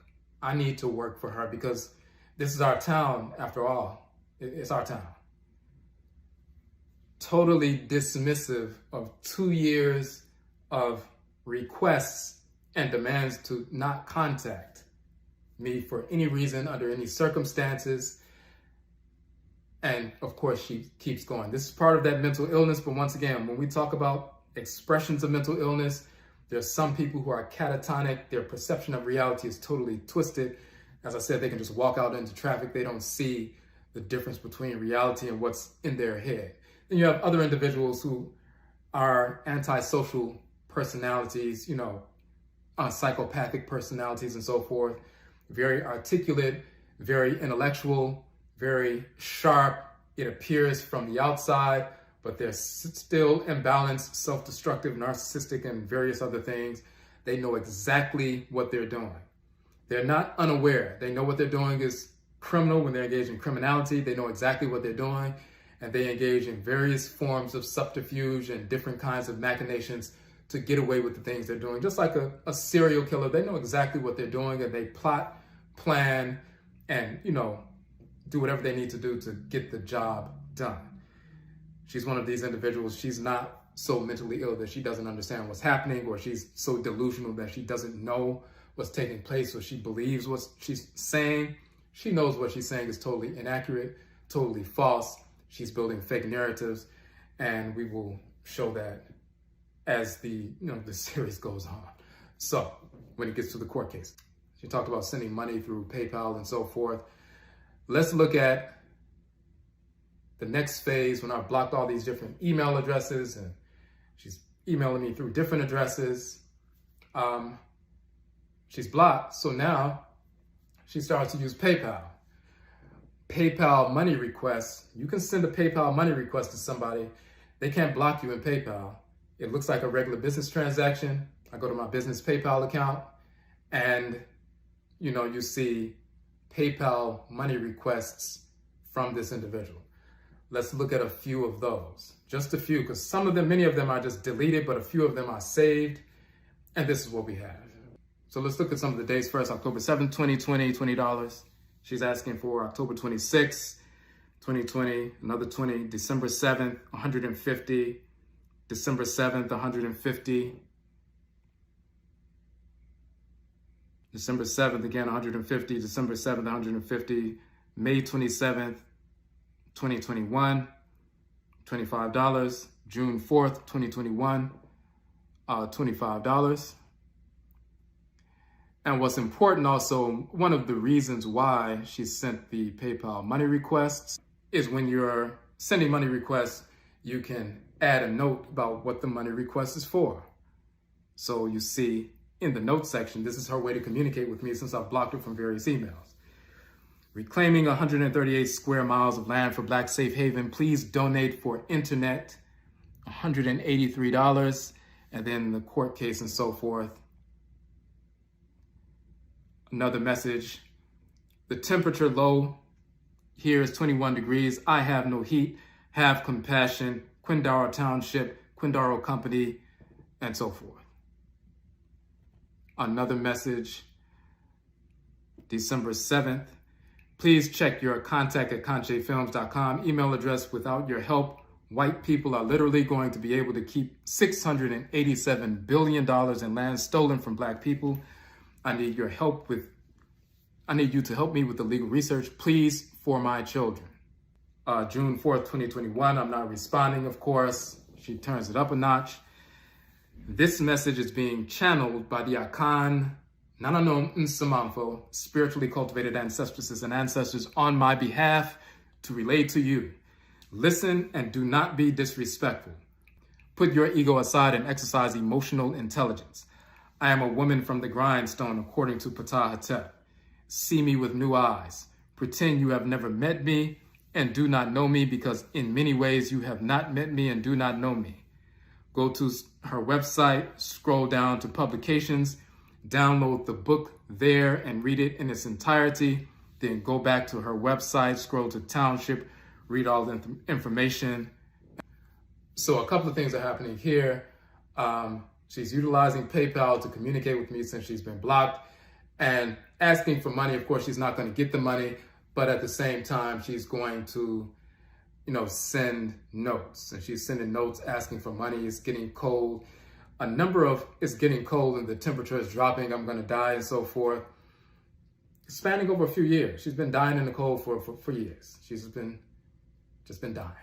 Every year, dying in the cold. Resurrecting, apparently, dying the next winter. So, sending these messages. But once, it gets to a point where I'm not listening, then she's channeling now a message from the ancestresses and ancestors.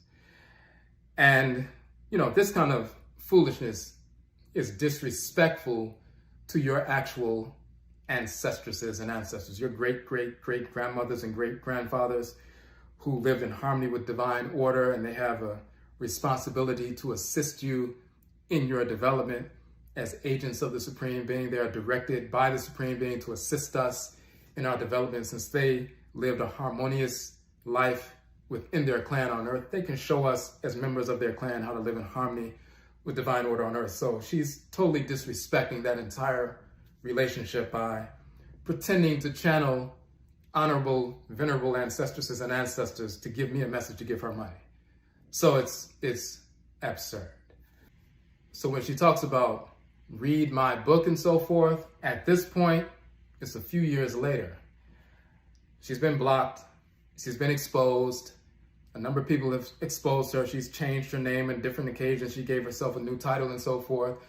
So all of a sudden, when we put out 6-week online courses, we started in 2019 or 2019, and we will put out a 6-week online course and then another 6-week online course and another one. And as we said, we have 40 online courses.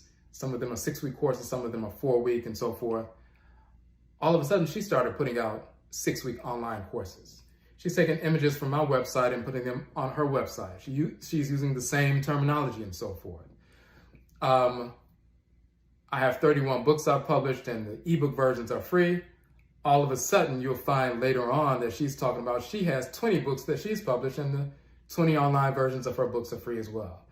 Utilizing the images and collages and things that we've used for broadcasts and, articles and everything else.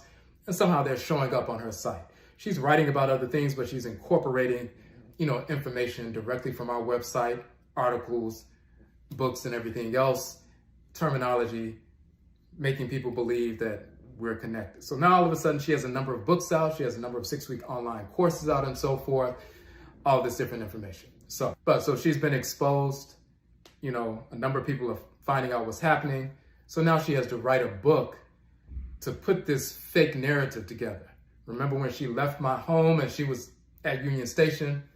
She's like, well, I thought the spirits told you that we were coming.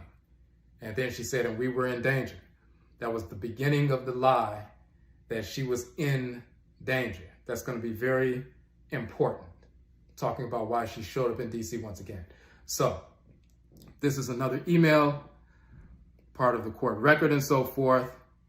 She's emailing the county clerk of Jackson County in Kansas City.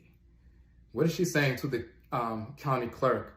Where in this land, the Quindaro town site land exists. What is she telling these people? It's Quindaro Company and Quindaro Township. Greetings, this correspondence is to bring to your attention Kansas District Court case in which Quindaro Company is seeking to recover its private property land, which was stolen and illegally annexed by the Unified Government of Wyandotte County, Kansas City, Kansas, in addition to monetary damages and punitive damages, and also Kansas District Court case in which Quindaro Township is seeking to reestablish its independent local government and recover its township, which was illegally abolished and annexed by the Unified Government of Wyandotte County, Kansas City, Kansas, in addition to monetary damages and punitive damages. Similarly, Quindaro Company is seeking to recover its private property land that was stolen and illegally annexed by your county, in addition to monetary damages and punitive damages, and Quindaro Township is seeking to reestablish its independent local government and recover its township, which was illegally abolished and annexed by your county in addition to monetary damages and punitive damages. Quindaro Company and its members and Quindaro Township and its residents are a peaceful people and seek to avoid litigation.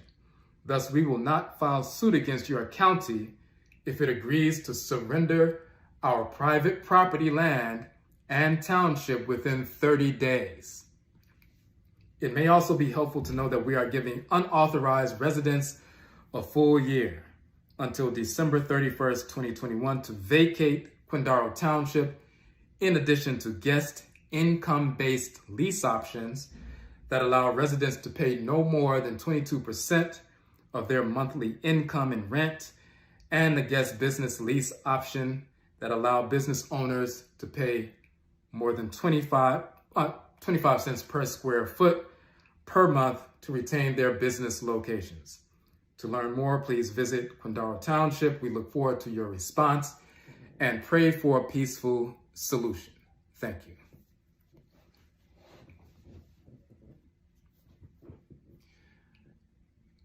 So, basically, she's telling the Wyandotte government, we're filing a lawsuit against you for billions of dollars. We're ready to move on this fake, fraudulent lawsuit, pretending like, this land belongs to us. And by us, she means her, because nobody's part of Quindaro Company, is just her. Homeless, penniless, sitting outside, typing some nonsense. But she gave them 30 days to get out of town. But if you want to stay in town, there's a lease option for individuals. You can pay no more than 22% of your income, and then you can pay us, meaning her, and you can stay in town. And if you have a business, we have a formula that we put together that you can pay us on a monthly basis to lease your property space. But if not, you got 30 days to get out of my town. This became part of the lawsuit that she filed, hundreds of pages, in DC Superior Court. So, that's what's going on. So again, after all of this, she's been shut down. She put this information out. She's sending the PayPal money requests and so forth, talking about I'm a successor in interest to Quindaro and all this other stuff. That's when we sent out the second Quindaro Township scam alert on Facebook to let everybody know this new scam that she's developed over the past couple of years, and the book she's written about This Is Our Township and who we are and how we came to America, and we're indigenous Native Americans, but we're also Akhan. I still got to maintain that, false narrative, because I said it before, so I can't all of a sudden abandon that ethnicity and pretend like I'm Native American, so I'm both now. Threatening the Wyandotte government. I mean, I don't care about people threatening the government, but at least it should be accurate. So, so we shut all of that down. And when people saw that on the second PSA, the scam alert, we really shut some things down. At least we made it clear that she is not affiliated with us, with me, but with us, my organization in general, and anybody I associate with. So once that happened, as we said before, someone who has narcissistic tendencies and so forth, or expressions, when you're dismissive or you shut down anything that they're dealing with, but you're not engaging them directly, they have to turn things up a notch or 2 notches or 1,000 notches. She realized that she was not being effective, so she decided that for the first time in 3 years, she was going to have to engage me in person. So she returned to Washington, D.C. and showed up at my doorstep once again after 3 years.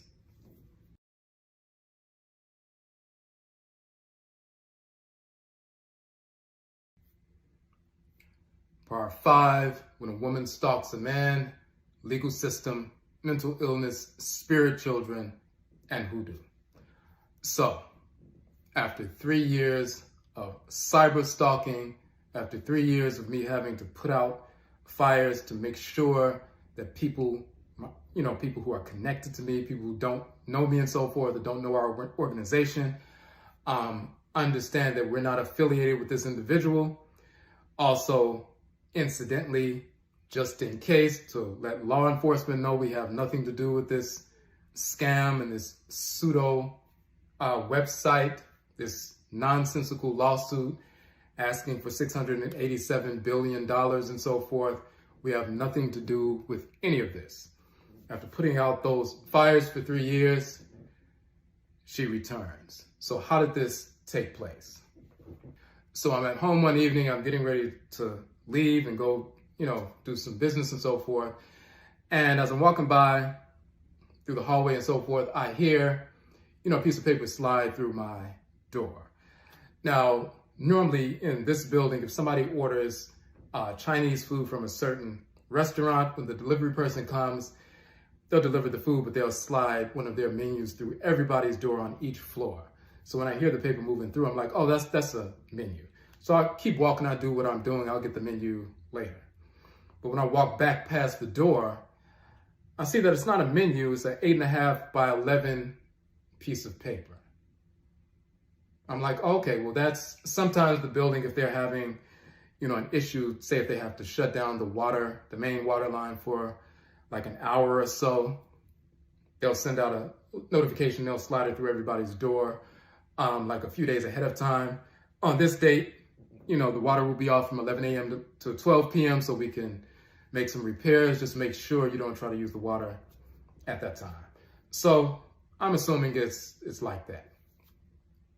But then another piece of paper slides through the door, and another piece of paper slides through, and another piece of paper slides through, and then all of a sudden there's a pile of 8.5 by 11 pieces of paper piling up on my floor. And then for some reason, some dollar bills are being shoved through the door as well. So when I see this, I'm like, okay, this is this individual. This is TL. She's on the other side of the door. She is back in DC from Kansas for the first time in 3 years, back at my home, stalking once again. So I walk over and pick up one of the pieces of paper. What did she say in a previous message? You need to read my book, go to my website, read my book, and learn the truth and humble yourself and all of this other nonsense. These are pages from her book.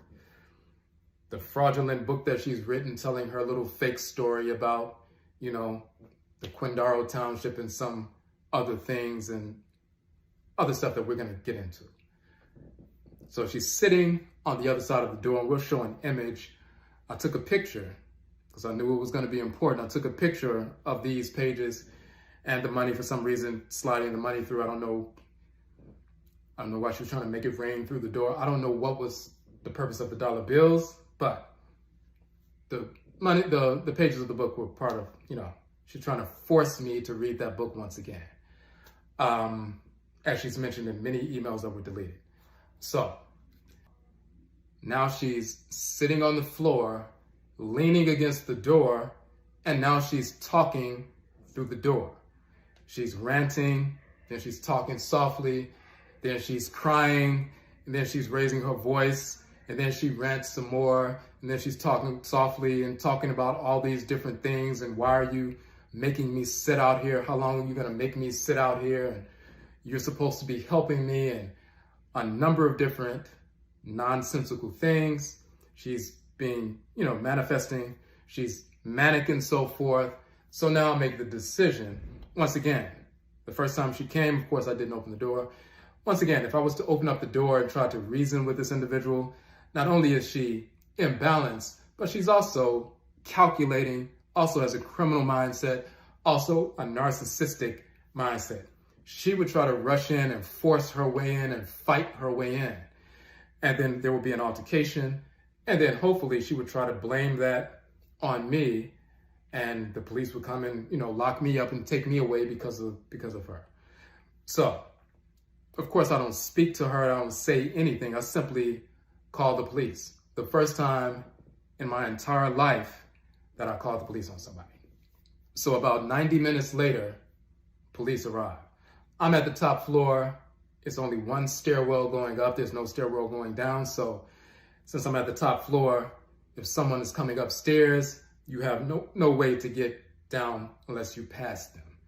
So I hear the police coming up and I hear them on the intercom and so forth. So once I hear them get upstairs and confront her, then I come out.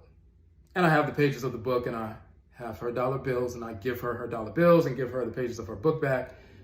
And they're asking what's going on. It's a male officer and a female officer. So I start explaining, this person showed up at my house. She's trespassing. We've never had any form of relationship whatsoever. I showed them the August 28th email when she talked about her divine compliment. I told them how she showed up at my home only 4 weeks after that email and so forth. All of that information. So then the female officer looks at her and says, okay, so what are you doing here?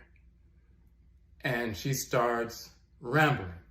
Well, he needs to help me with this case because he needs to help me file this case because he says he's about Black people and he needs to help Black people with this case because we have this land and all this other stuff. And the female officer is like, but that doesn't explain why are you here? He doesn't want you here. What are you doing at his home? Why are you here? And she keeps rambling on and on. And so eventually they force her to leave. And she's like, well, if he's saying that he doesn't want me here, then I'll just leave. That's okay. I'll just leave. As if she never heard that before in the past 3 years. So she leaves. The female officer says, listen, she's clearly mentally ill. What you need to do is file for an anti-stalking order. She gave me the information about how to do that and the links and so forth. The male officer, trying to be funny, is like, well, you know, it's a bad situation, but you got to admit, you must be doing something right if they're stalking you. You got to be doing something right. So, you know. So eventually they left. The next day I filed for an anti-stalking order, a temporary protection order and so forth. They give you an emergency hearing. A few days later, she was back at my house, inside my building. And once again, the only way you can get in the building is if you have the code, if you have a key, or if you're standing outside waiting for someone to leave the building or waiting for somebody to come in so they can be polite enough to open the door for you. So that means she's outside, stalking, kneeling around, waiting for somebody to come out this building so she can run up and grab the door and so forth. So she's back inside the building, banging on my door again. I simply say through the door, because the other day I did not speak to her at all. I just, spoke to the officers, totally dismissive of her. This time I said, get away from my door or I'm calling the police. And she knew I would, do that. I'm not going to go back and forth with her. I don't go back and forth with people in general, but definitely I'm not going to go back and forth with her. I just let her know, get away from the door or I'll be calling the police. She yelled some things through the door like, you need to help me, and talking about her son and all this other stuff. A few minutes later, she leaves the building. So eventually I have an emergency court appearance, and this starts the legal process. They give me a 14-day anti-stalking order. In 14 days, we have a court date. In the meantime, I am to serve her with a summons. So that means I have to either have a process server or have somebody else serve her with this summons to let her know a case has been filed against you and this is the court date. And once that process began, this is when her legal maneuvers and machinations and manipulations start.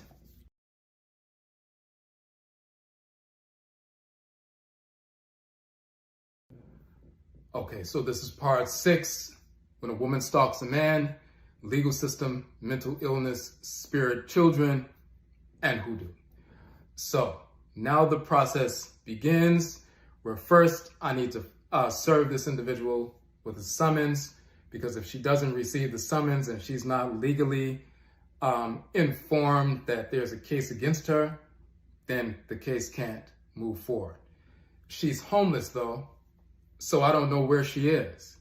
I have 14 days to serve her a summons, but I don't know where she is. I know she came from Kansas, I don't know where she is. I don't know where she's staying temporarily and so forth. I don't know if she's still in the city. I don't know what's going on. So at some point, a friend of mine who has a business, she ordered something from my friend. I told my friend about what's happening, and she said, oh, she ordered something from me. And I sent it to her in Washington, D.C. I sent it to this particular address. And I'm like, okay, she must be staying in Washington, D.C. It turns out that she relocated to Washington, D.C. to stalk me. So she gave me the address. So once I got the address, I learned from the police how they attempt to serve people. So the officer told me, you need to drive over to that district, park in that area, call 911 so you can get police officers from that particular district. They'll come meet you. They take the documents, the serving documents and so forth, the summons. Then they go into the place and try to serve the individual. So I went over to that district in that neighborhood, called the police, waited for like 40 minutes for them to come. They came and got the documents, and they went to the address. Now, it turns out that this is a woman's shelter. So we went on a number of occasions. I can't go, they have to go themselves. First time they went, the person at the front desk says, well, we can't confirm or deny the identity of anybody who, stays at this facility. So the police come back and say, listen, we can't. They said they can't give out that information. We can't make them give it out. So another time I go back with the police and so forth. They take the documents of different police officers. They go in and the man at the front desk said, oh yeah, we know her. She's here every day. She's not here tonight, but she's normally here every day. So yeah, she's always here. Just come back tomorrow.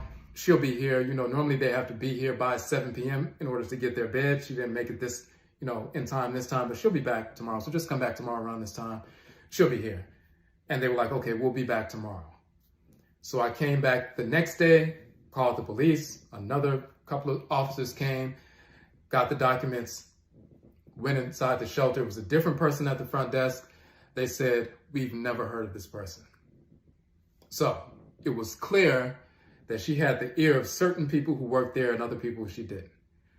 She would probably tell certain people, this is my ex-boyfriend and he's trying to stalk me.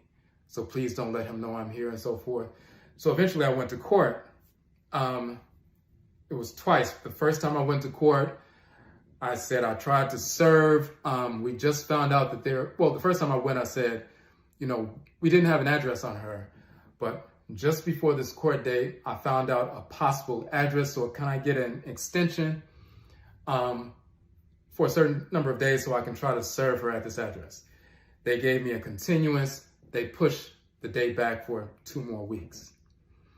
That's when we tried to serve her on multiple occasions, like 3 days in a row and so forth. Then I went back to court. My case was called. And I told the judge, well, we tried to serve on multiple occasions. This individual is clearly evading service.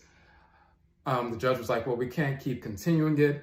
And I acknowledged that and I said, well, I appreciate that. If we can just dismiss the case, and then I'll try to figure out if I need to pay a process server or figure out some kind of way to get to this individual. She said, okay, I will dismiss the case without prejudice. That means that if you need to file, you can refile right away. And I said, thank you. And that was that. So the case is dismissed until I can figure out how to serve the individual. So the next evening when I came home, I opened up my door and there was a packet on the floor.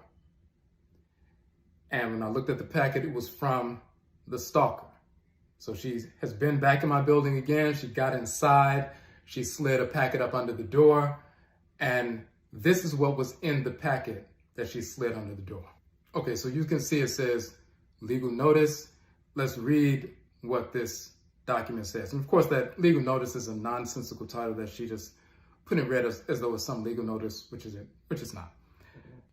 She says, Odwirafo, the purpose of this correspondence is to notify you of definite litigation against you in the future for frivolous prosecution in superior court case and defamation of character for derogatory social media posts regarding her if you fail to take recommended action as stated in the correspondence and which is being supported by the Superior Court.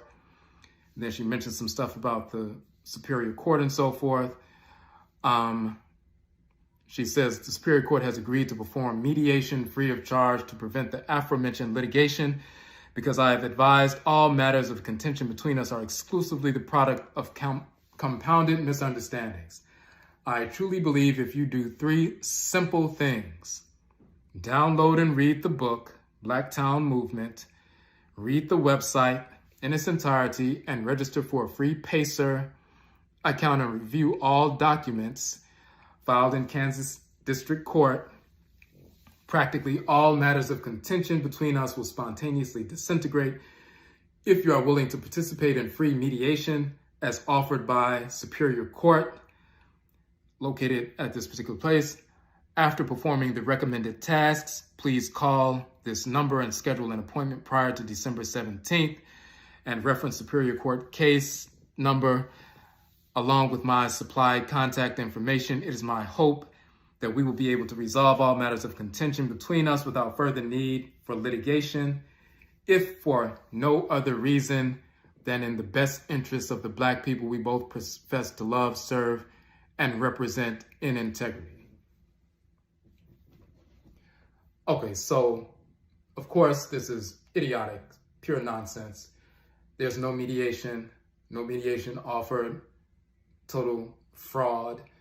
She's trying once again to force me to read her silly book about her fraudulent ownership of land which she has no ownership over. She wants to force me to work with her. Just like she did with the Wyandotte County government. She's trying to I guess she thinks she's a soprano or something. She's going to force them. You got 30 days to get out of town or we're going to litigate. We're going to hit you for billions of dollars. You're going to have to bow down to what I say or else you're getting hit with this litigation. She's telling me if you don't do what I say, you're going to be sued for, defamation and malicious prosecution. All nonsense, foolishness. She has no case, of course. And then she tells me what I have to do in order to avoid these serious consequences. Laughable. But look at the second page or the third page of this document.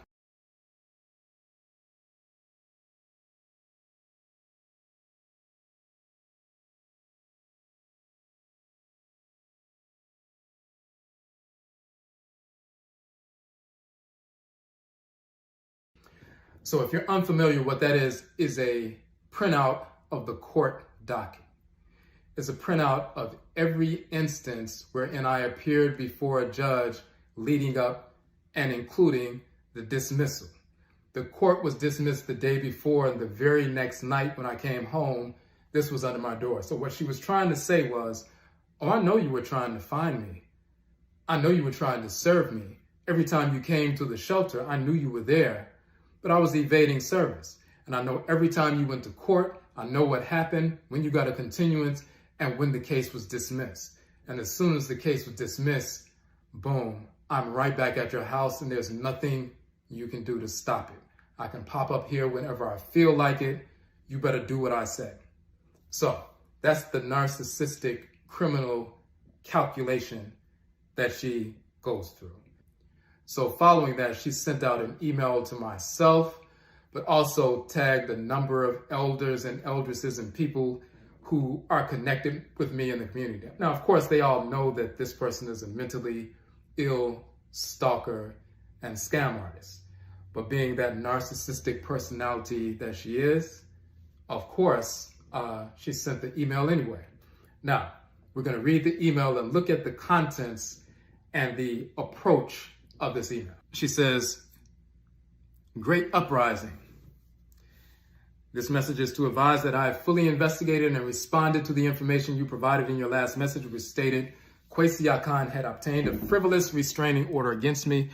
Please be advised that this petition for a restraining order has been dismissed and will not be granted if refiled because I recently visited the court in person to shed light on the extenuating circumstances regarding my interactions with him. The Superior Court promptly responded by offering to facilitate mediation between Kwesi, Akhan, and myself, free of charge, to resolve conflict between us, and because I have legal grounds to file suit against him for defamation of character and malicious prosecution. Yet, to the best of my knowledge, Kwesi Akhan has ignored the court's offer. I cannot stop your or Kwesi Akhan from spreading misinformation about me in your respective social circles or via social media, but I can copy elders, elderesses, and peers you respect on this message to convey numerous requests that both you and Kwesi Akhan consider the possibility that your beliefs about me are flawed because they are 100% based upon compounded misunderstandings and miscommunications. May they judge between us. Now, for the past 7 years, I've worked tirelessly on behalf of Black people to reclaim sovereign land stolen from us by filing an onslaught of cases in federal court. And I've spent most of my life volunteering my services and resources to Black people despite my circumstances of enslavement and with little to no support. I truly believe if you do 3 simple things: download and read the book Blacktown Movement, read the website, and register for a free Pacer account, review all documents filed in Kansas District Court. Almost all matters of contention both you and Kwesi Akhan have pertaining to will spontaneously dissipate. And then she starts telling this fraudulent narrative as someone who was human trafficked at birth and in turn birthed and raised all of her children while enslaved. I only recently gained my independence through the power of Etchy Sign ancestral religious reversion. Before that time, I tried several occasions to drop hints about the circumstances of my enslavement to members of the ancestral religious community because I could not be direct for threat that my children would be sold or murdered. I specifically sent Kwesi Akhan coded messages, one of which specifically advised that I had never liked any man I ever dated, married, or had intercourse with. I even openly confided in him that my children and I were receiving constant death threats.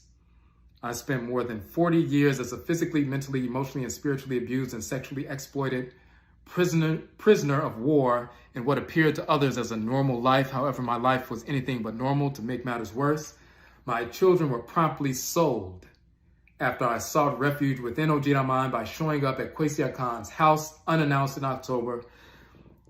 It is not fair that I should continue to suffer ostracism and disgrace at the hands of members of the ancestral religious community. Various instances I was forced to misrepresent myself and commit offenses against you, Kwesi Akhan, and others under threat of the sale and murder of my children. Simply stated, my heart is pure and I love each of you. I never meant to disrespect or harm anyone, any recipient of this email, a Black person in general, but not everything we see, hear, or experience can always be taken at face value. Sometimes there truly is another side to the story, and this is one of those rare cases. And she goes on, and then she talks about some other things. So, a couple of things. First, she tells the people, I went down to the court. He filed a frivolous lawsuit. He can't refile it because I explained to them what happened. They agreed with me, and they agreed to offer mediation. If he doesn't want the mediation, I'll file a lawsuit, but he can't refile that case because I took care of all of that. While she was typing that, she didn't realize that I had already refiled the case, and she was under a restraining order at that moment. So she was lying to the people the entire time. Now she talks about the Blacktown movement and all this and what you need to do. You need to read that book. Look at this case. You need to obey me or I'm going to sue. But I'm reaching out to all these different people to try to get them on my side. The other thing is, as mentioned in the book, she starts weaving this fake narrative that she's been enslaved for 40 years and her children were born into slavery and she was coming to my house to escape slavery. And she had to send coded messages to not throw off her enslavers. And she was trying to send me coded messages, say, hey, I'm enslaved. But what she was really saying is, hey, You're my divine complement and I want to live with you. But she really tried to send coded messages to let me know, hey, I've been in slavery since I was born and I tried to escape with my kids, but it didn't work. And when you sent me back to Kansas, my children were promptly captured and sold into slavery right after I got back from Kansas. Of course, her children are fine. They're not in slavery. She was never in slavery. When she was driving Uber or Lyft and, DoorDash and everything else, she wasn't in slavery then. Pure nonsense, but she's building this narrative. It started off with when she left my house and had to walk through the rain and get on that bus and go back to the train station. Oh, I thought the spirits told you I was coming. That's number one. Number two, I thought you knew we were in danger because the spirits told me that they told you we were coming. That 3 hours from 9 p.m. in the rain to 12 a.m. when she was at Union Station, and she had to figure out how she was going to explain to especially these sisters who helped her raise money to, come to DC, thinking that we were going to be together or I was going to just be, magnanimous and assist her. How was she going to explain to them if she tried to move in with me, somebody they respect, with her 3 kids and try to force her way into my life? That's when this whole 40 years a slave narrative came up. And she expands upon this and expounds upon this in great, ridiculous, asinine detail. And we're going to get into that. But as she's typing all of this, saying I can't file the case has been filed. So when I go back to court, I file a motion for alternative service. So for people who are going through the court process and you're trying to serve the person that's stalking you and they're evading service, and you keep going back to court and the judge is saying, well, we can't keep continuing this. If you can't serve them, we're going to have to close this case. And they're banking on that to happen because once the case is closed, then they pop up again at your house. They pop up at your job. They pop up at, the grocery store. They're harassing you, being violent and so forth. So there's a motion you can file called a motion for alternative service. If you've put forward a diligent effort to serve the person, and I can show and demonstrate that I put forward a diligent effort, and we can show to a certain extent that they are evading service, then the judge has the discretion to grant your motion for alternative service. And that means you don't have to find them. You can simply email them or text them, and that constitutes the serving of the summons. And once you text them or email them the summons, they are now bound to come to court. And if they don't come to court, then the judgment will be in your favor. I not only filed that motion for alternative service when I went to court and spoke, to the judge and so forth.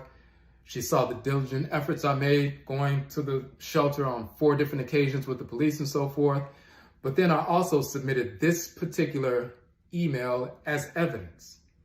And she starts off arrogantly saying, well, he's tried to file this frivolous temporary protection order. I'm sure the judge didn't appreciate this protection order that she granted being called frivolous.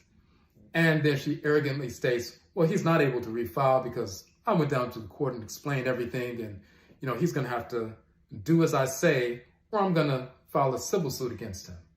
When she read that, she said, you know what? I'm going to grant you this motion for alternative service. You can email her, you can text her, you can serve her in that fashion. That's exactly what I did. And now she was bound to come to court. She was forced, she was compelled for the first time to face law enforcement in the context of the courts.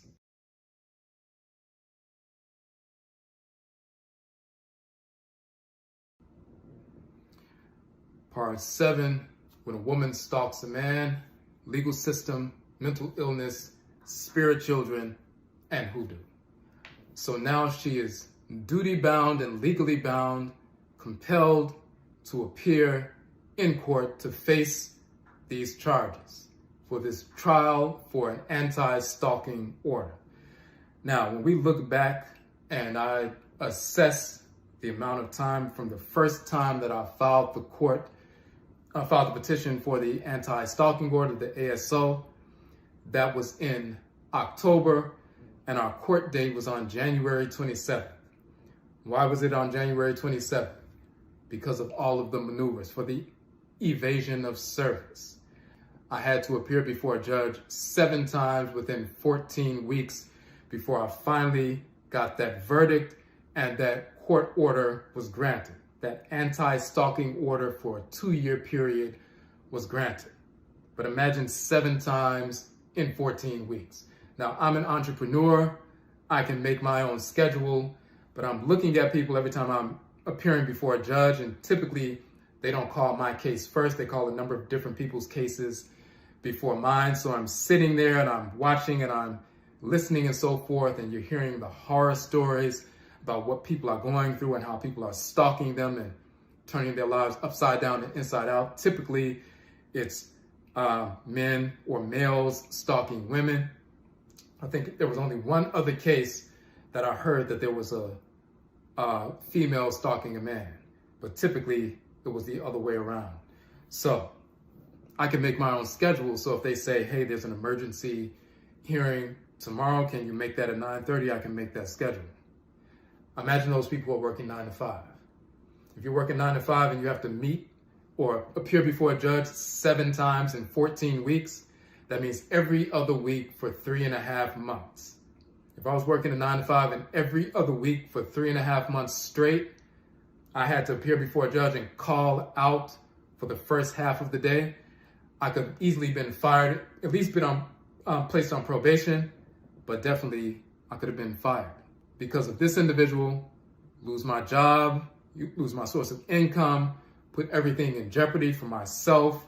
If someone has children and so forth, multiple children or small children, paying for school, paying for tuition, paying for clothes, paying for transportation, all these things are in jeopardy because some insane idiot is stalking somebody and we're forced to navigate our way through this system. What ended up happening was there was a court date, January 27th. We were about to go to trial. I uploaded about 25 exhibits for the trial. And when she saw that, when they gave the option to sign off on the order, you can sign off on the order and say, yes, I will accept this. It's anti-stalking order. I'll stay away from this person for 2 years and so forth. You accept all of the requirements. You don't have to admit guilt, but you're still signing off on it as part of public record and so forth. At first, she was going to go to trial. When she saw that I had 25 exhibits uploaded, I was ready to go to trial. She said, well, okay, I'll sign off on it. I'll voluntarily sign off on this anti-stalking order. She really had to sign off on it because she was going to lose the case. Of course, we had all the documentation, including when she reached out to a venue in Vegas when I was, setting up a lecture in Vegas, and she reached out to them talking crazy, and the person who, owns the venue reached out to me and said, there's someone who's, reaching out to us and she's ranting, and a lot of information is clear that she's disturbed. And I let the person know it was a sister who owned the venue, and she was very gracious. I explained to her what was happening. I also explained to her that we have, we only allow people who register to come to our events. So we have security. Nobody can come to our events who's not allowed. So the event went on, everything went fine. But the fact that she reached out to the venue owner, tried to sabotage my event. I do lectures in different cities. She would try to sabotage that. But I overcame that, of course. But some other people are not that fortunate. They have people sabotaging their job and showing up in parking lots and stores and family homes and homes of friends and so forth, and all kinds of things. So all of this information I had, read. She signed off on it and the motion was granted. 2 years, she can't communicate with me, come within 100 yards of me, or my home or my vehicle or any place that I do a lecture. Can't communicate via email, text, anything. So that order is granted. Now, I posted this order on social media. This is January 27th, 2022. So when people saw that, they were shocked. They were like, wait a minute, is this the person from a couple of years ago who was the scammer, who was pretending she had a black town and using your last name and pretending like you all together and saying you were a warrior chief of her fake black town and all this. This is still going on years later. She's been stalking you. We had no idea because I don't share personal things on social media. Everything is about business, about empowerment, about the work we're doing, the books, the classes, the conferences and so forth, the communal work that we're doing. We don't have time for them. We never have any drama anyway. I don't have any drama anyway, so I've never posted anything personal. So people were shocked, but they were appreciative because when I posted these things, people reached out and said, she tried to reach out to me. One brother said, hey, she tried to reach out to me and asked me to do some artwork for her. And she said that you all work together. So a number of different people said she tried to reach out to them all across the country. So this is one of the reasons I posted it, to let people know this is what's going on. If this individual seeks to reach out to you, understand we are not affiliated in any way. And number one, and number two, this person is mentally ill, a stalker, and a scam artist. Now, what happens in the aftermath? It didn't stop her, it just emboldened her to move forward. So, 1 week after that court order was granted, a friend of mine published a book. And just like I always do, if somebody I know publishes a book or has a new business and so forth, I purchased the book. Once it came, I took a picture of myself with the book to show people I purchased it, to encourage other people to purchase the book. When she saw me with the sister's book and the picture of the sister on the book, what does she do? 1 week after the court order, she reaches out to the sister in California, trying to get her to send her a free copy of the book. And then she said, I want you to read my book. And then she starts talking about me and saying that the things I posted online are, not true. So she's towing the line. If she directed that sister to communicate with me, then she would have violated the court order. And when you violate a court order, they are civil cases. A court order, anti-stalking order, is a civil case. But once you violate the court order, it becomes a criminal case. So if she was to, make some moves towards trying to get that person to talk to me indirectly, that's a third party, indirect communication, then she would have crossed the line into the criminal realm. So she told the line, but just the fact that she reached out to her in California. She reached out to another sister in Louisiana, another sister in Florida, another sister in Georgia, another brother in New York. But typically, anytime she would see me in a picture with a woman, she's reaching out to that woman, sometimes trying to pretend like she has a business and she's trying to work with that person, trying to get them to sign an NDA for some fraudulent thing and so forth, but mainly so that she can intimidate them in some fashion. If they were of the mind to say, okay, now this crazy woman is calling me because she saw you in a picture with me, I don't want this drama. I'm not going to be able to be communicating with you because I don't want, some idiot showing up at my house or threatening me or my kids and all of that. So now, of course, the people I connect with, they don't play any of that. She would have a problem if she walked up on these sisters. But it didn't work. But the mindset is, anytime she saw me in a picture with anybody, and none of these individuals was I involved with, is only dealing with business. If they have a book, they have a service, I would take pictures of, myself purchasing or accessing the service so we can get as many people as possible to purchase or access the service and so forth. So, and even if I was involved with somebody, it's none of her business anyway. But in her mindset, any woman she saw was a threat, and she's going to prove that by the things that she filed later. So 1 week after the court order, she sees me in the picture, reaches out to this sister. That's in February. A month later, we have our annual Etchy Sign conference in March, the one that a few years back, where we met for the first time. We have that every year in March and so forth. Normally we have it in DC, but this year, because of COVID restrictions and so forth, we decided we're not going to do it in DC, we're going to do it in Atlanta. So we set it up in Atlanta. And one of the things that we do when we talk about showcasing Black businesses, there's a sister who owns a Black-owned vegan restaurant in Atlanta, and that's one of the places we go. So whenever I do a lecture in Atlanta, it's a Black-owned space that we rent out for the presentation, for the workshops. And then when we leave there, we will go to the Black woman-owned business to support our business. I've taken video of myself inside the store purchasing, natural soaps and vegan food and different things, and encouraging people to come out and support. And I don't know the sister, I've never met her, who owns the space, but it's a great space. That's what we do. So at least we're going to Atlanta. They don't have any restrictions. DC was still requiring proof of vaccination or proof of a, COVID test, negative result. We weren't putting our people through all of that. We decided we're going to have this even in Atlanta. Atlanta was open 10 minutes after COVID. They just, parties, galas, everything. So we went ahead and set it up in Atlanta. That's in March. Do the lecture. Me and a brother leave the lecture and go to the sister's restaurant that we posted online. Guess who's sitting at the front door, outside at the dining tables, right by the door of the restaurant? Of course, it's TL the stalker. So she talks about being homeless. She's living in a homeless shelter. She's penniless and so forth.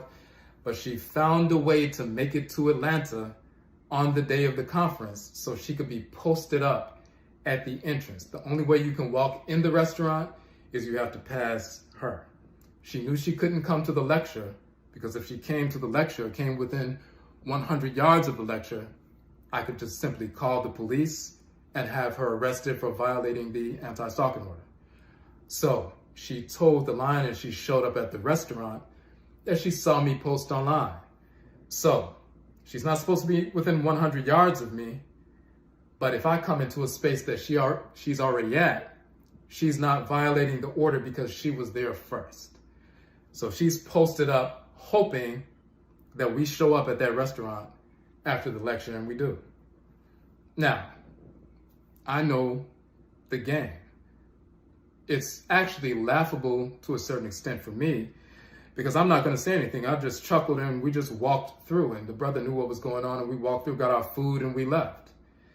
Now, you spent all this time and money traveling to Atlanta to post up at the restaurant, but I didn't say anything to her. If I would have said something to her, then she could have said something back, and that wouldn't have been a violation. But since I didn't say anything, she's just left sitting at the restaurant. But it goes to the mindset, that stalking, crooked criminal mindset where she's going to try to force herself in different aspects of my existence, even though legally she's bound from doing that. So that was in March. So again, stalking order in January. February, take the picture of my friend's book. She reaches out to her in California. March, we have a lecture in Atlanta. She's posted up in Atlanta. In June, I started using TikTok. All of a sudden, I see that she liked something of mine on TikTok and tried to follow me on TikTok. In multiple jurisdictions, someone following you on social media or liking one of your posts constitutes a violation of an anti-stalking order, because if you click like or if you click follow, that person automatically gets a message saying, hey, so-and-so has followed you. If you click like and hit the like button or click follow, you are effectively sending that person a message. Sending any form of electronic message, social media, email, text, whatever it is a violation of the order. She did that. I took note of it. I took a screenshot of it, but I didn't submit that because that's, according to the judge's discretion. So I saved that, and it will come up in future trials, but I knew that she would violate. Knowing the mindset that this individual has, the calculating mindset and the criminal mindset she has, and the narcissistic mindset she has, she's not going to be denied. I knew she would violate. And a couple of months later, 3 months later, as a matter of fact, she violated.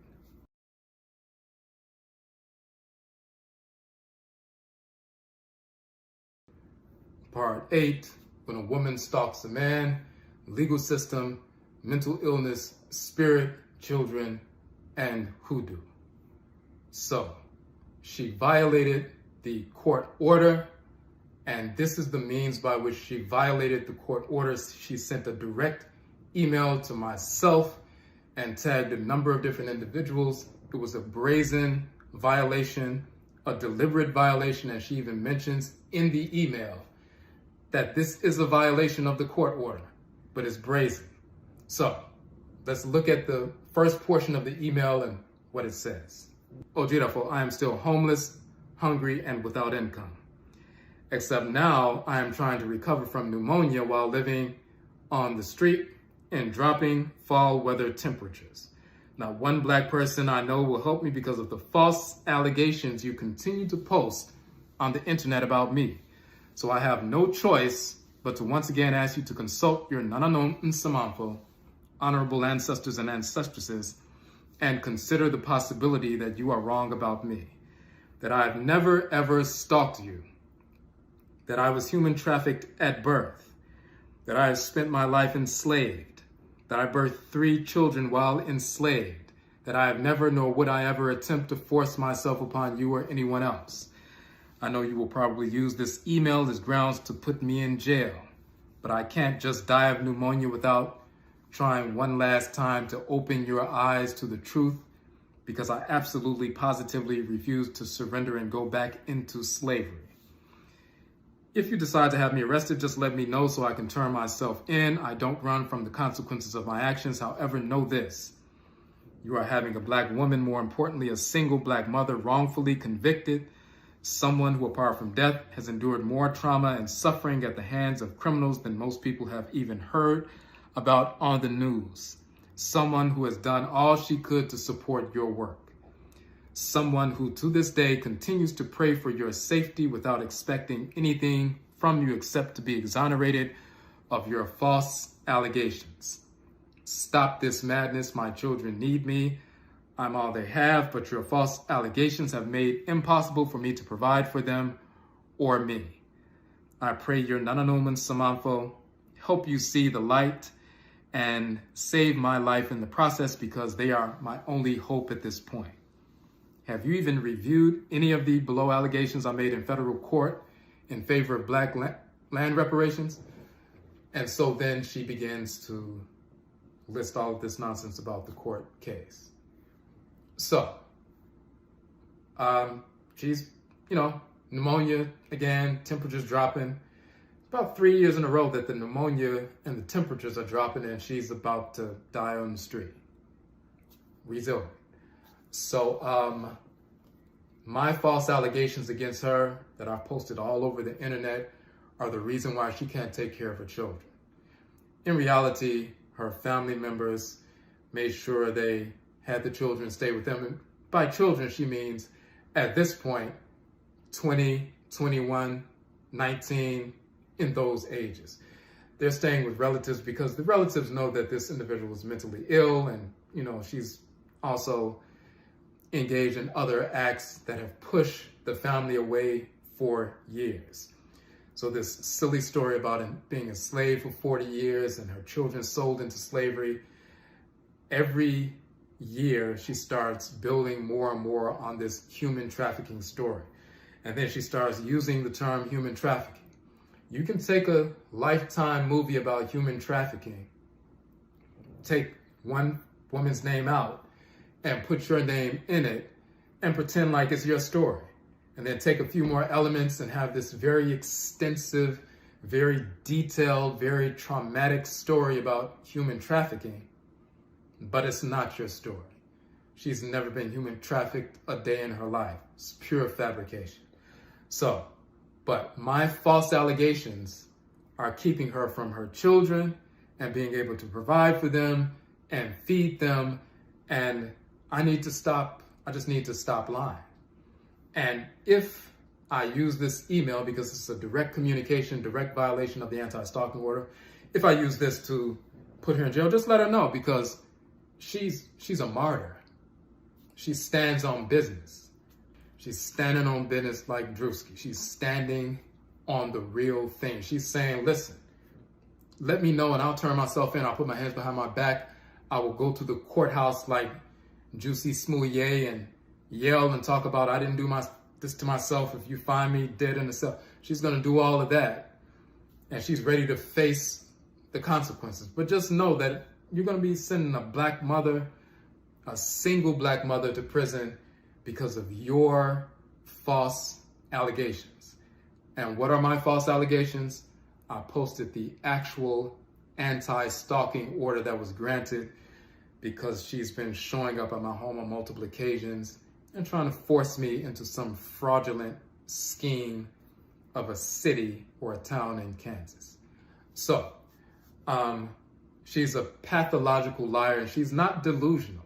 It's very important to understand that. She knows exactly what she's doing. She knows exactly what she's lying about. And if she can get some people on board, then she feels like she's making it. And sometimes she would get people on board until they came in contact with my website. And this is what she means by, you're continuously posting false allegations against me. People will get on board and they'll say, oh, I want to help you with your land cause and everything else. And it's so good to see that you're working with Brother Kwesi because he's a great person in all this. And then they happen to stumble on my website and see that old post. And then they cut her off because they realize she's a fraud. And so that angers her because she was right on the verge of receiving some money. And some people have sent her money. And then they realize it was fraudulent and they cut her off. So this is the email that she violated. So when she says, if you're going to use this email to put me in jail, just let me know. That was a taunt. I'm daring you to put me in jail. I'm a black mother, a single black mother. I'm daring you, who talks about spirituality and, culture and upliftment and so forth. I dare you to put me in jail. Now, she should know better than that. Before I even finished reading the email, I'd already downloaded the documents and filed a motion for criminal contempt with the court. Before I even finished the email, it was already submitted and it was accepted the same day and a court date was sent out. So she knows the proverbs that we put forward. She knows the teaching. She knows that once somebody violates the trust of people within the community, you're no longer part of the community. You're no different than the KKK as far as we're concerned. And she was never part of our community in the first place. So she's been lying from the beginning. She's been trying to manipulate from the beginning. She put myself and another sister in a position where we could have been arrested for a criminal scheme to get, business license money from unknowing, contributors and so forth. So we know what's really going on. But to put all of this in an email and tag a bunch of people, what's happening is she's trying to lie and manipulate and get elders and eldresses to set up a, tribunal and say, well, what can we do to assist this individual? None of them ever did that because they know she's a pathological liar as well. But she was hoping that something like that would happen. And then she would go and tell her story of 40 years a slave and hopefully somebody would go along with it. None of that happened. The motion for criminal contempt was filed and we received a court date. So the court date was around October 12th or 13th, which happened to be nearly 1 year to the date that she had returned to DC and showed up at my house and the police were called. So that court date for this criminal contempt charge was set. And basically what that is you go back to the civil court and you say, listen, this person violated this anti-stalking order, and the civil court magistrate will determine whether or not this constitutes a violation. If it does, then they will turn it over from the civil court to the Office of the Attorney General for criminal contempt. So one of the representatives from the OAG, the Office of the Attorney General, was at the hearing. I was at the hearing. TL was at the hearing and so forth. And at that first hearing, they decided, well, we need some time to assess this matter. In 2 weeks, we can come back and determine whether or not this constitutes a violation. So that was that particular date, and they set the status hearing for 2 weeks in advance. Now, in the meantime, a few days before this hearing took place, TL filed a civil suit against me. A civil suit for defamation and personal injury. She was asking for $200,000. She said I defamed her online by calling her mentally ill and a stalker and a scam artist. Now, her goal with regard to this civil suit was to try to use this civil suit to fend off the impending criminal case. She even brought that up in court at the hearing when we had the hearing with the Office of the Attorney General and the civil court magistrate and so forth. She said, hey, I filed a civil suit against him. We have our first court date in January. This was October. I haven't been able to serve him, but I want to know if the civil case can be taken up first before the criminal case. And in her mind, she was thinking, if I can win this civil case or force him to acquiesce in the civil case, then I can use that, as leverage in the criminal case and so forth, which was idiotic. But the civil court judge said that's not how it works. The criminal courts have their own calendar and so forth, so it's not going to work that way. But she filed that civil suit, and that turned into a totally different animal, and we're going to go through some of that as well. So 2 weeks later, we had the second hearing. One of the assistant attorneys general was at the hearing. They told the judge, this does constitute a violation. Therefore, the Office of the Attorney General is taking this case. We're taking over. This is no longer a civil case. It is now a criminal matter, and she will be arraigned in the following week on criminal contempt charges.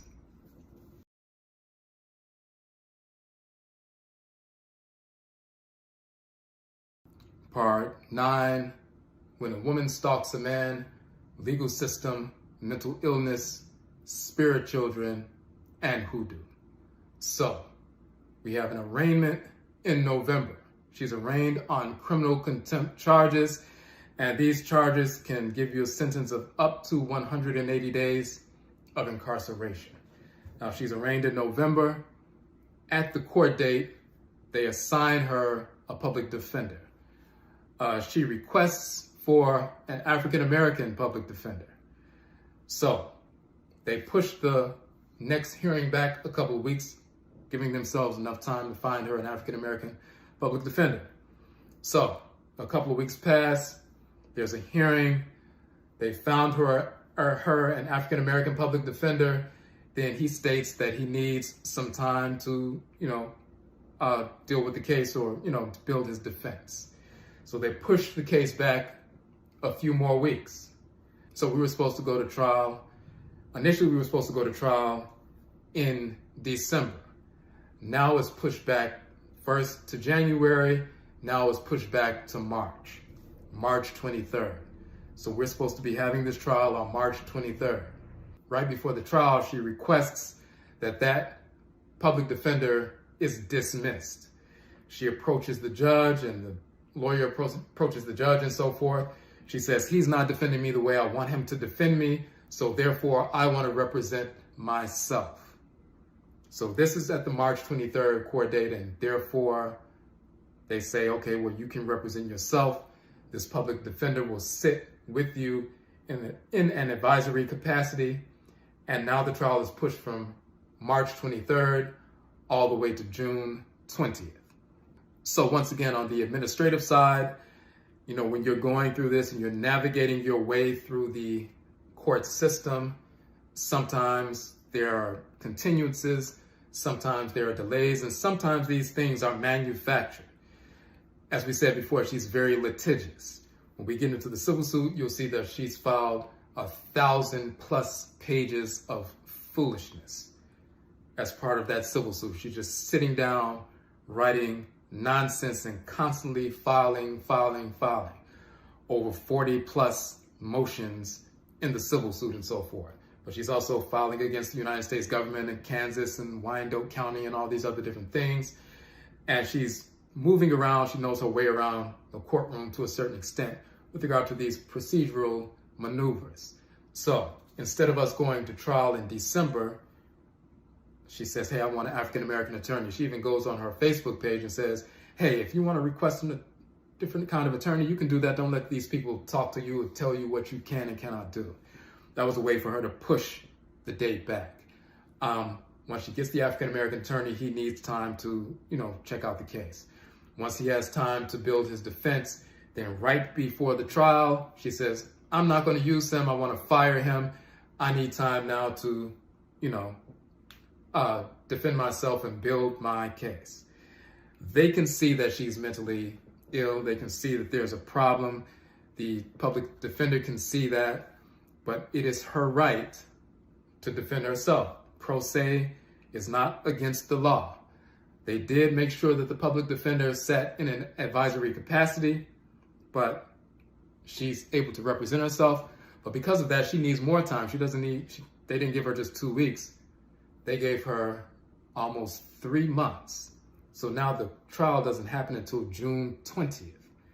Through her manipulation, she knew she was going to fire the African-American attorney as soon as she asked for one. She knew in December when she said, hey, I want an African-American attorney. She knew that she was going to ask to, represent herself then. She just knew it was going to push the time frame back, the clock back.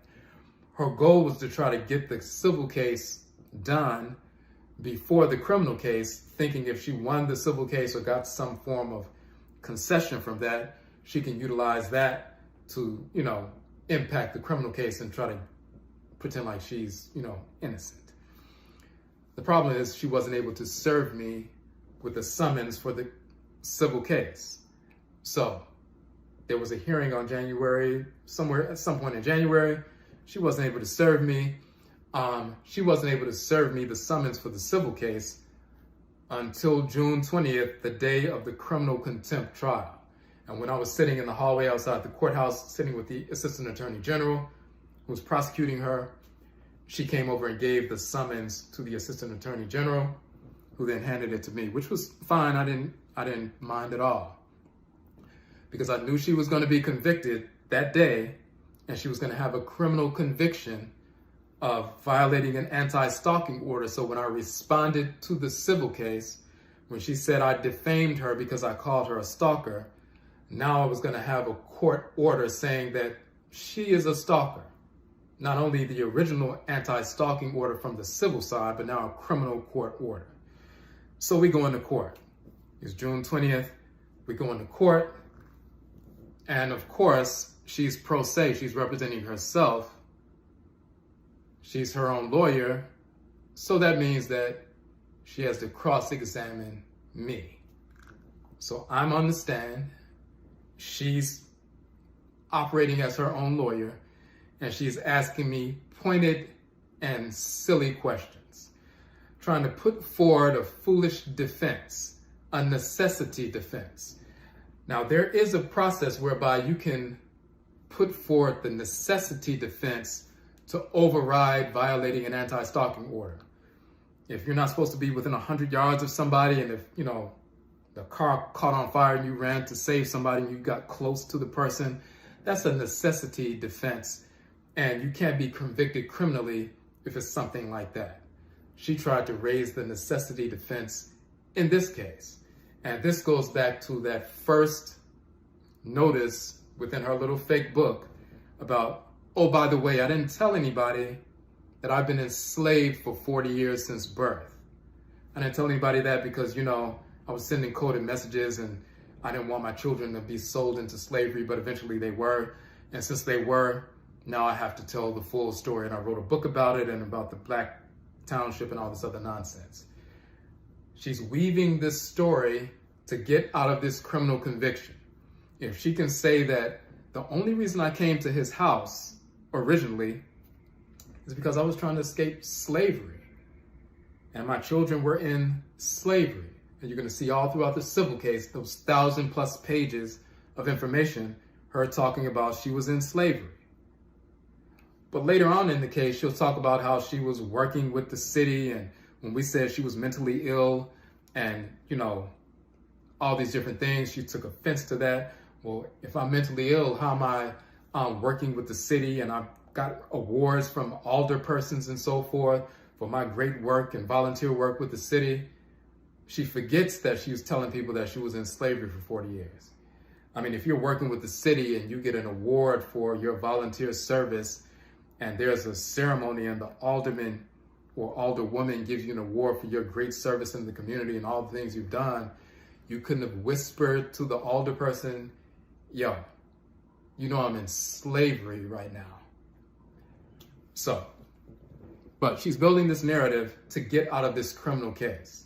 If I can say that it was a necessity because I was escaping slavery and I sought refuge in his home because he's a spiritual leader and he's obligated to assist those who are part of this ancestral religious community, and he's assisted other people before. So therefore, she explains she had an expectation, a reasonable expectation, that if she escaped to seek refuge with her children at my home, then I would assist her because we've assisted other individuals who had, issues.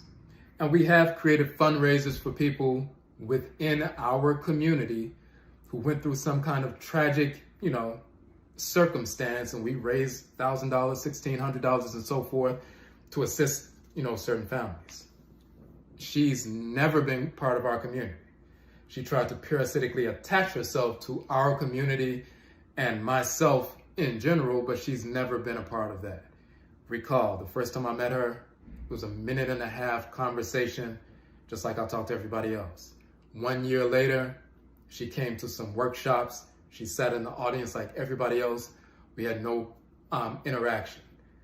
6 months after that, or actually 7 months after that, she was at my house with her 3 kids. After telling me she loved me and ached to be near me and knew that I was the one, even before she saw me. When she first saw the website, before she saw me on the website, she knew I was the one, and she felt like we were married already. So she's putting forth this necessity defense. She's asking me, aren't you an Odwirafo? What is your role as an Odwirafo? Are you a priest? Are you a therapist? Do you do divination for people? Aren't you obligated to assist those who are in need, who are part of the community? And of course, I share with, the court, this individual is not part of my community. I've been telling her for the past 3 years. In fact, at that point, this was actually last year, so I've been telling her for the past 5 years. At that point, it was 4.5 years to never contact me for any reason, under any circumstances.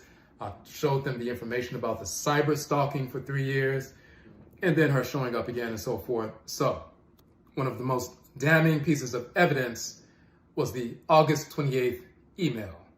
The same email where she said that I was assigned her as my divine complement, and she felt like we were already married and so forth. So here you have this judge, as well as the Assistant Attorney General, reading the email and trying to pronounce Inyamewa and Inyame and Samanfo and Odwirafo and Odwirafo and Abosom, and it was just nonsense. But at the end of the day, when they read the email, when the judge reads the email and she's talking about, I love you and I cherish you and I want to be with you and we're already married and so forth. And 4 weeks later, she's at my house with her children, unannounced. That's all she really needed to see. So she was found guilty. She was sentenced to 180 days of incarceration. However, it was suspended contingent upon her completing 1 year of probation. She had to undergo a psychiatric evaluation. She also had other probationary requirements and so forth. And that was the verdict. So now she's on probation. We leave the courtroom. 1 week later, she violates the court order.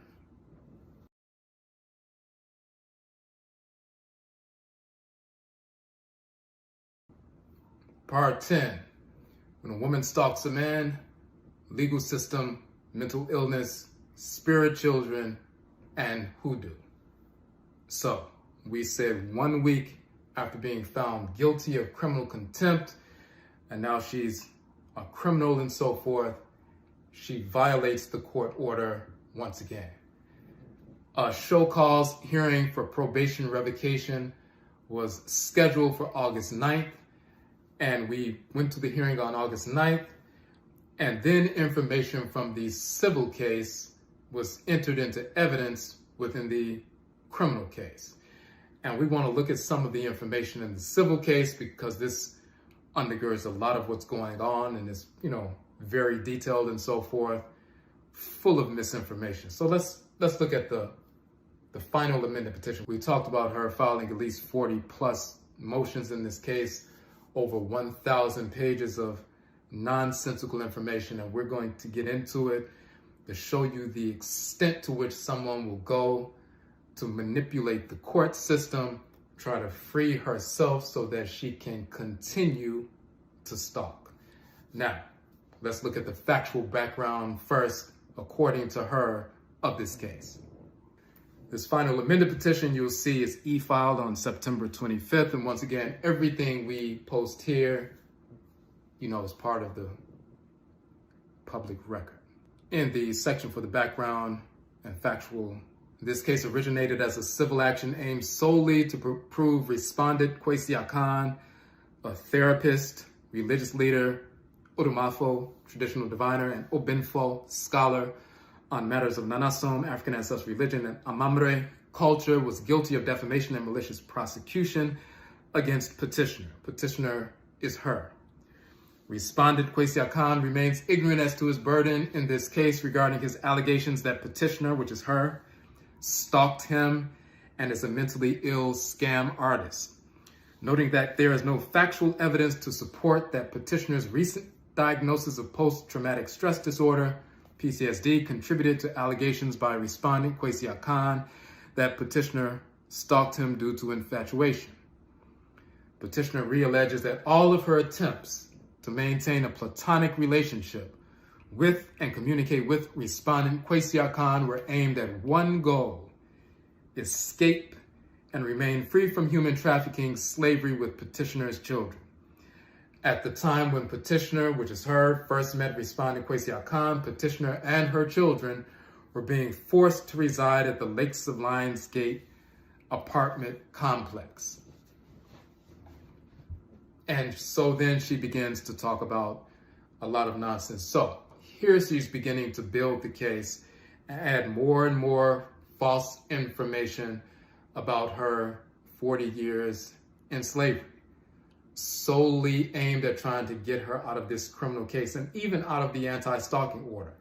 Once again, she petitioned the appellate court and filed a writ of certiorari with the Supreme Court trying to get the original anti-stalking order overturned.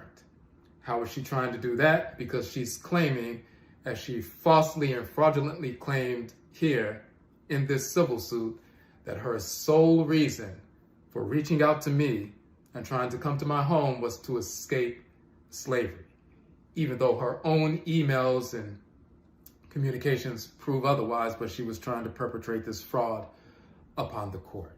So as she builds this false narrative, let's look at some more information from the civil suit that's entered into evidence in the criminal case, as well as the appellate court case and the, petition, as well as the cert petition and so forth.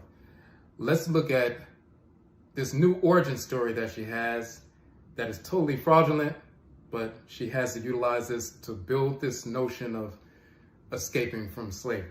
Petitioner, which is her, was born on Sunday, April 1st, Kansas City, Bethany Hospital. Petitioner is a descendant of the Akhan people of Ghana, Ivory Coast region in West Africa, and born into a royal priesthood within the Asante subgroup. Petitioner was human trafficked, enslaved at birth by an employee of Bethany Hospital, Esther Jean Ross, a phlebotomist who also worked in the capacity as a rotating nurse when the hospital was understaffed. Esther Jean Ross obtained a fraudulent birth certificate from the state of Kansas, alleging she was the petitioner's biological mother. Of course, she's been lying, saying this isn't her real mother. And we're going to get into why she's lying about the identity of family members and so forth. Due to an alleged home birth, this allowed Esther Jean Ross to claim petitioner as a dependent on her annual income tax filings to the IRS. and to later use her social security number to make income tax filings to the IRS, and so forth. So let's scroll down a little bit. Petitioner, which is her, the stalker, would be enslaved by Esther for a total of 42 years and forced to endure advanced hypnosis, sexual servitude, breeding, forced labor, clinical trials, and intellectual property theft while a victim of human trafficking slavery. Esther and others employed to oversee Petitioner noticed and reported Petitioner's so-called owners, white Jewish people, the Jewish mafia, that Petitioner had a unique spiritual gift. And although no one explained to Petitioner the nature of her spiritual gifts, decades later, Petitioner would discover, upon reading literature found on Kwesi Akhan's website, Odwirafo.com, that Petitioner's spiritual gift, which the white culture calls qualitative analysis, was actually an ability to unknowing slip into a trance state of Akhan, spiritual possession, and Unkom, spiritual communication,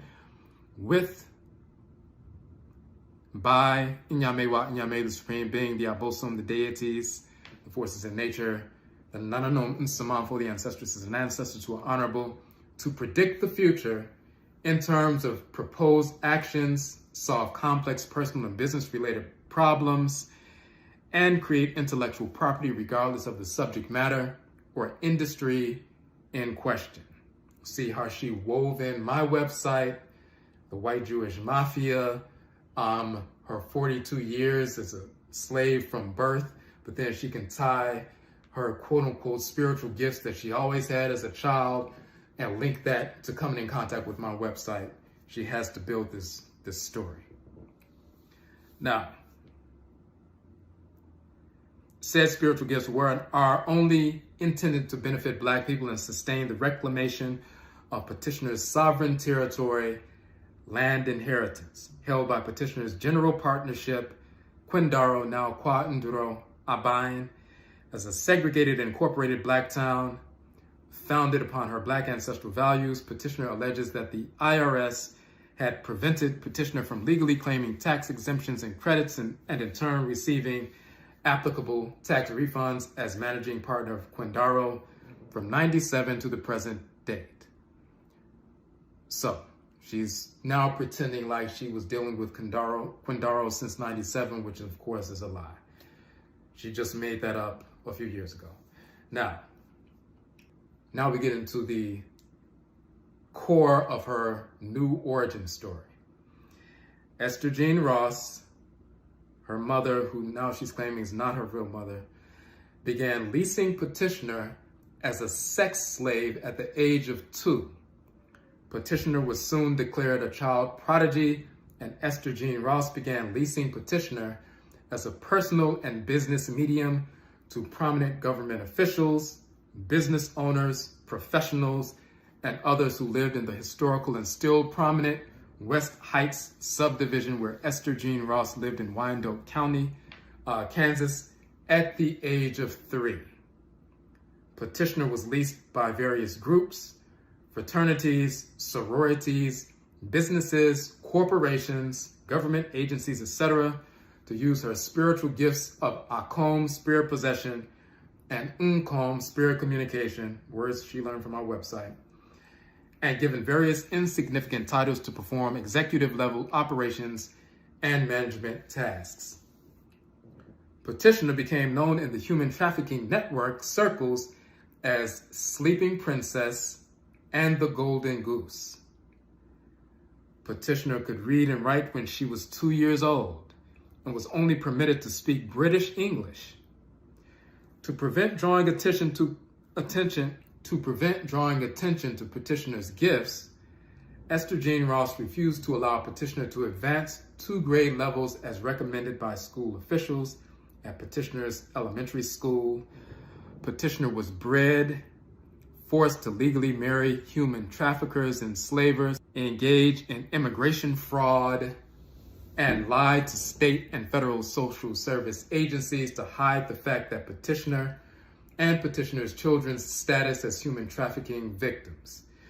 Despite Esther Jean Ross denying petitioner the right to name petitioner's children, choose the names of men listed on the birth certificates of petitioner's children and the so-called godparents of petitioner's children, petitioner birthed and raised her 3 children to the best of her ability. Okay. So, let's recap. She could read and write by the age of 2 or 3. At the age of 2 or 3, she was leased out to fraternities and sororities and businesses and government agencies because she had the gift of spirit possession and spirit communication. And she was even called the sleeping princess and the golden goose. You know, in the human trafficking circles, that's who she was. 42 years a slave, but eventually she'll talk about how she broke free when she came in contact with my website, 40 plus years later, realized that what I was saying on that website is what she's been experiencing spiritually. And it's not a problem with people reading what's on my website or other people's websites. A lot of people talk about African ancestral religion and so forth and spirituality and communicating with the ancestral realm and your great grandmother whose spirit comes to you, even after she passed to assist you with your baby. And, people talk about that all the time. So, but she had to link it, and she had to link it. So it was only after she came in contact with my website 40 plus years later that she realized that her gifts were properly defined through the Akhan culture. So she was able to link with me, and in that context, she realized she was part of this, and therefore she's going to link it later. Of course, she had to escape from slavery after 42 years by coming to my house. Nonsense. And of course, businesses, fraternities, sororities, government officials, and so forth, they didn't have any problem paying for a 3-year-old to prophesy to them. I mean, it happens every day. So let's get on to the next part. This next part is important because she already talked about a biological mother is not really her mother. She's trying to put forward, a narrative about that. And now she's going to talk about identity of, her 3 sons, and one of them that she constantly brings up on a regular basis throughout this narrative. And, we're going to get into why. Yao Pereko Ba'akain Aibo Akhan, forced legal birth name, Emmanuel Scott III, subsequent forced legal adoption name, Emmanuel Antonio Renario, was petitioner's firstborn son. The apple of petitioner's eye. Then she mentions the 2 other sons.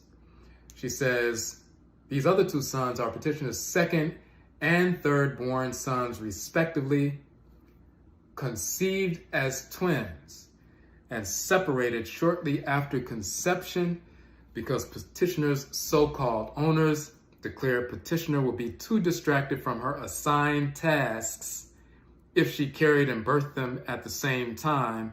Thus, the zygote of petitioner's third-born son was initially frozen and reinserted into petitioner's womb via in vitro fertilization 6 weeks after the birth of petitioner's second-born son. The welfare of petitioner's children was frequently used to blackmail petitioner to continue engaging in the various revenue-generating forced labor activities. Now we get to the crux of the identity of the firstborn son that she lies about continuously in a disturbing fashion to push forward her perverse narrative. And she also gets exposed. Petitioner's firstborn son, the apple of petitioner's eye, was born 1 pound, 6.4 ounces at 23 weeks gestation, blind in his left eye, with a hole in his heart due to the abuse petitioner was subjected to throughout her pregnancy. The first words of petitioner's firstborn son, the apple of petitioner's eye, revealed an anomaly: his ability to fluently speak the Akhan tree language. Before the age of 3, it became apparent his spiritual gifts included adibisa, divination, akom, spirit possession, and unkom, spirit communication, that far exceeded that of petitioner. So he was 3, doing all this possession and communication and divination and speaking other languages, just like when she was 3, she was the sleeping princess and the golden goose. So, so much so that petitioner's firstborn son predicted his own murder at the hands of human traffickers and slavers when he was 7 years old, and conveyed his futuristic and dying wish that petitioner would succeed in freeing their family from slavery and reclaiming land stolen from their family. However, it would be more than 7 years later before petitioner had any idea where the land was that he was referring to, and 7 more years before, as predicted, petitioner's firstborn son was murdered. Petitioner's firstborn son would spend his last days in agony while enslavers made sport of torturing him. Enslavers would run him over and disfigure him using a lawnmower. Garden shears were used to cut off his fingers and toes one by one. A weed eater would be used to lacerate nearly every inch of his body. Enslavers hacked over his legs with a heavy-duty, large-capacity trash truck before using small, sharp axes to hack off his arms and legs and to stop the bleeding.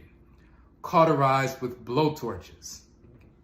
Days later, he would be fitted with a dog collar with an attached leash and forced to crawl everywhere on his remaining limbs, nubs. From then on, he was only fed dog bones and deprived of water. He was forced to sleep and eat in his own urine and feces day and night, and sodomized daily. Eventually, his tongue would be cut off and his left eye gouged out. He would be doused with acetone and set on fire. This torture ended with him being stabbed in the heart and decapitated on October 21st, 2019 at 6:23 a.m. after having spent his entire life enslaved. Petitioner did not know the locations where petitioner's firstborn son was being held captive throughout this process, but unceasingly begged her so-called owners to allow her to switch places with him, to endure whatever punishment they had planned for him and already inflicted upon. Yet, petitioner's so-called owners would not relent. They were adamant in declaring his suffering was petitioner's fault, and this was the best means to teach petitioner a lesson to be obedient at all times, under all circumstances. However, the inhumane treatment of petitioner's firstborn son did not make petitioner more obedient. It made petitioner hate them with an unspeakable hate, a divine hate that will never die and can never be extinguished. Petitioner's so-called owners ordered his head to be delivered to petitioner for forced viewing. Thus, less than 30 minutes later, petitioner was forced to view the decapitated head of petitioner's firstborn son, the apple of petitioner's eye, in a backpack worn by a white male posing as an early morning jogger.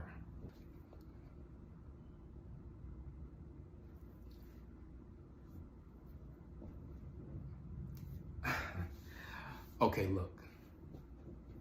So,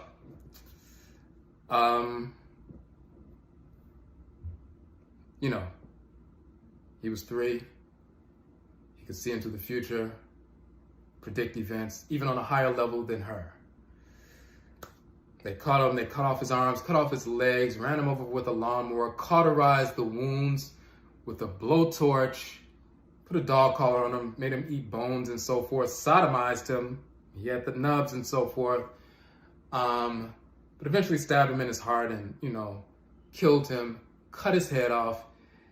And then when she was out, and she mentions this in different, filings, an agent, a white male agent posing as a early morning jogger, opened up his backpack and the head of her son was in the backpack.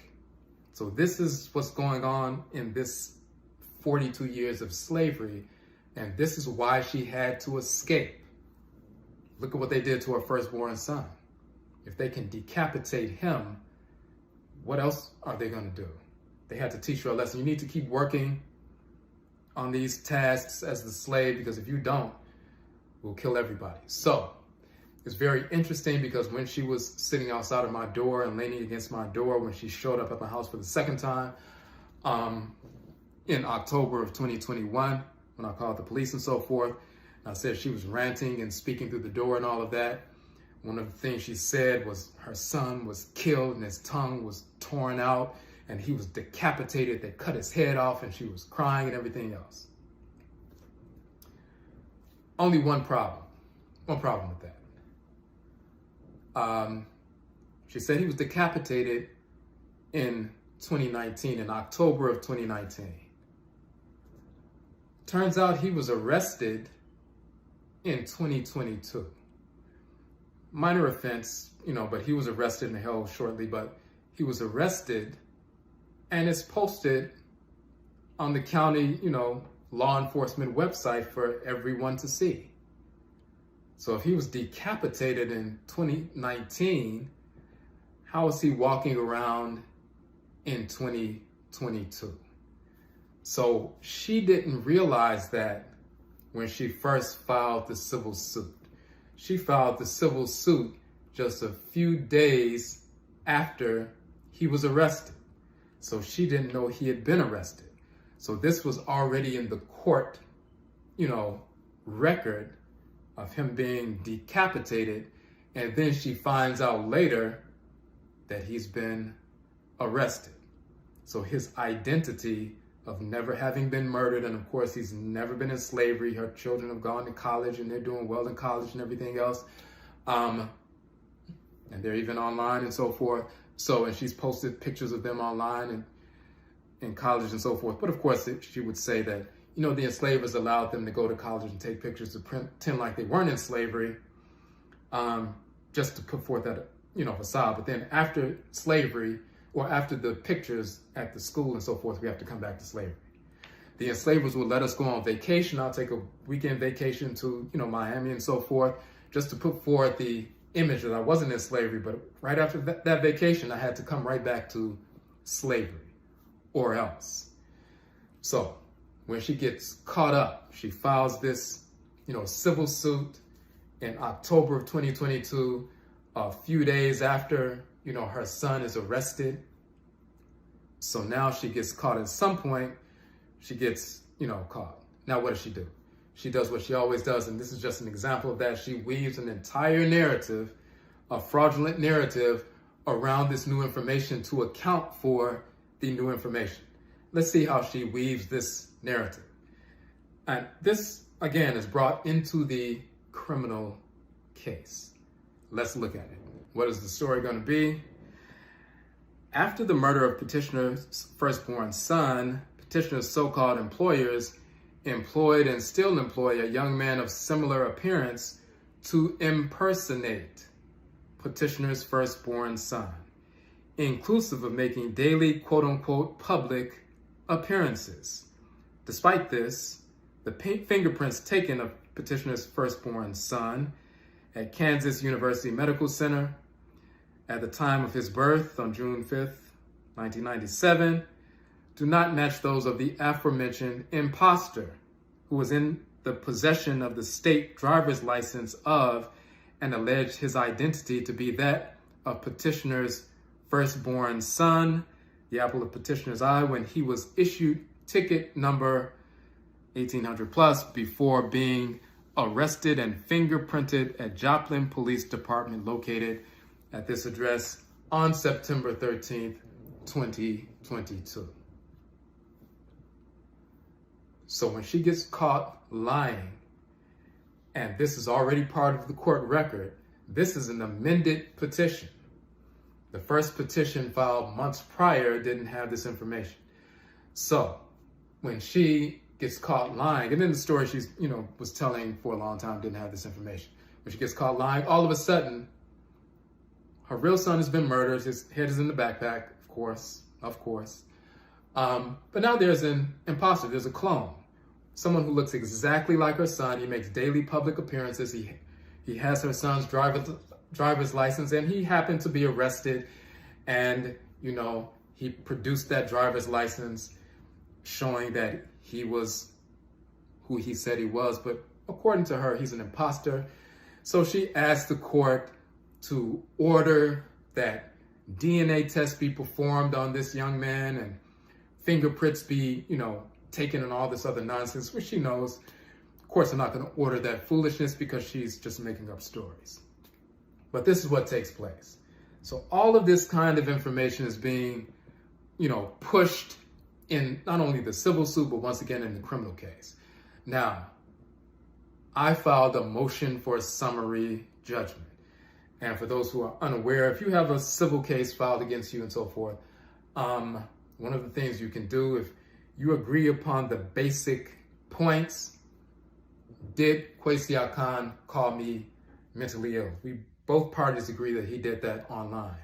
Did Kwesi Akhan say, I'm a stalker? We both agree to that.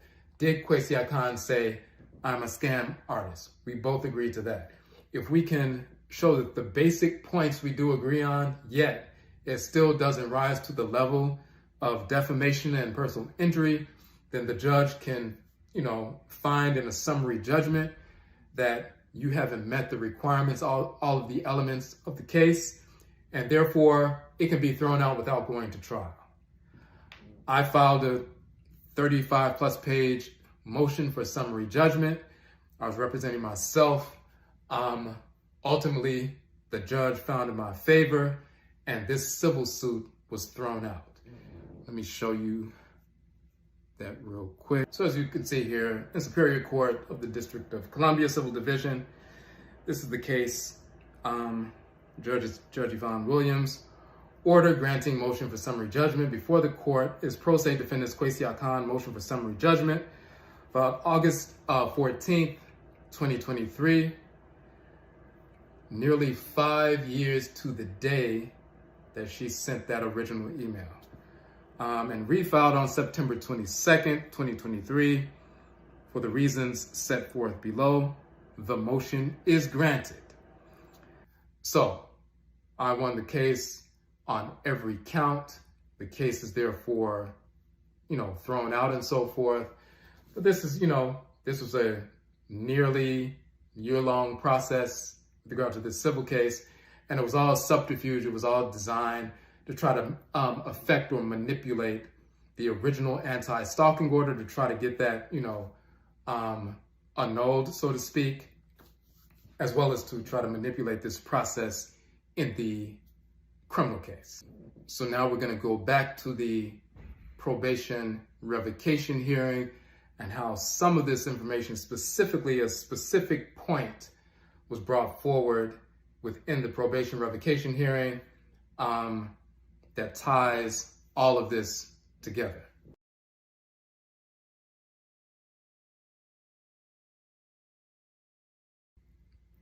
Part 11.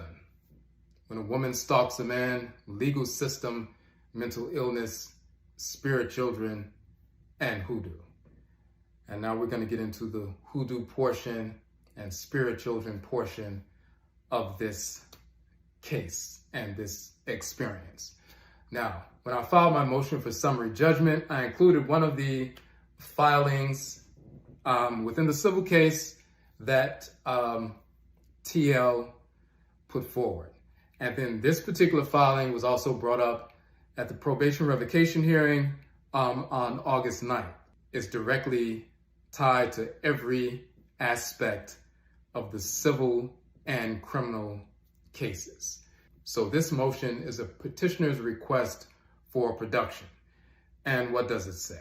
Comes now petitioner to request respondent Kwesi Akhan produce the following in his possession, custody, or control at Superior Court, Courtroom 117, located at 500 Indiana Avenue, Washington, D.C., on Wednesday, August 9th, 2023, at 10:30 a.m. 1 serving of prepared tea from the bark of the Odum tree. So she's asking me to bring some tea for her, to prepare the tea from the bark of the Odum tree and bring it to her in court so that she can drink the tea in court. Very important for her case. Now, why would she ask for me to bring her some tea from the bark of the Odum tree? And what does that have to do with her case? Now, what she did was she saw, and August 9th, they mentioned August 9th, that is the probation revocation hearing. So she filed this emergency motion. Now, just a couple of weeks prior to her filing this motion, one of the podcast episodes that I did, I have a podcast and we talk about ancestral culture and religion and, philosophy and so forth, and how these things impact us in our everyday lives and spirituality and so forth. And we're talking about the Akhan tradition, and I was talking about a specific means by which in Akhan culture we assess guilt or innocence. And one of those practices is to take the bark of the Odum tree, which is a sacred tree in Akhan culture in Ghana, take the bark of the Odum tree and prepare a tea. Now, the bark of the Odum tree is, poisonous. So if you drink some tea from the bark of the Odum tree, you're going to die. That's poisonous. So they use this in trials by ordeal. If there's a tribunal, men and women, they're, assessing the guilt or innocence of a party and so forth, and they swear that they are telling the truth, instead of simply swearing, do you swear to tell the truth, the whole truth, and nothing but the truth, so help you God, and so forth. They do swear on the Abosom and Nsamafo, the deities and ancestral spirits and so forth. But they also have this ritual, this trial by ordeal. Give you a cup of the tea made from the bark of the Odum tree and say, well, here, drink this tea. If you're telling the truth, your ancestresses and ancestors will not allow you to die. So you're drinking poison, but you're not going to die because you're telling the truth. But if you're lying, they are not going to protect you, and now you're just drinking a cup of poison. And when people are telling the truth, they readily grab the cup, they drink the tea right down, and they have no problem.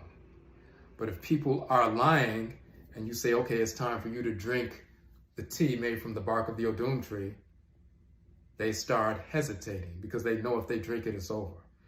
And then their guilt is exposed. So I was talking about that in that particular podcast episode a few weeks prior. We're talking about law and justice and different means by which different cultures, specifically ours, assess guilt or innocence of parties and, legal disputes and so forth. And there are different ways that people engage that. It's a historical reference. So she sees that, she transcribes that portion of my podcast, and then she puts it in the lawsuit, and then she asks the judge to order me to bring some tea from the bark of the Odum tree to prepare it so that she can drink it in court in the form of a truth serum. And if she passes the test, if she doesn't die, then that means everything she was saying is true, and therefore she is innocent. So let's see why she was saying that and what she was really getting at, and this is the crux of everything. In my motion for summary judgment that was assessed by a finder of fact, the trial court judge, and, assessed that, I won this case because I was, credible and so forth. I quote from one of her petitions, one of her, complaints, one of her amended complaints. And this is what I say about her, and I simply quote from what she's saying. I say, plaintiff states, and she was the plaintiff at the time in this civil suit.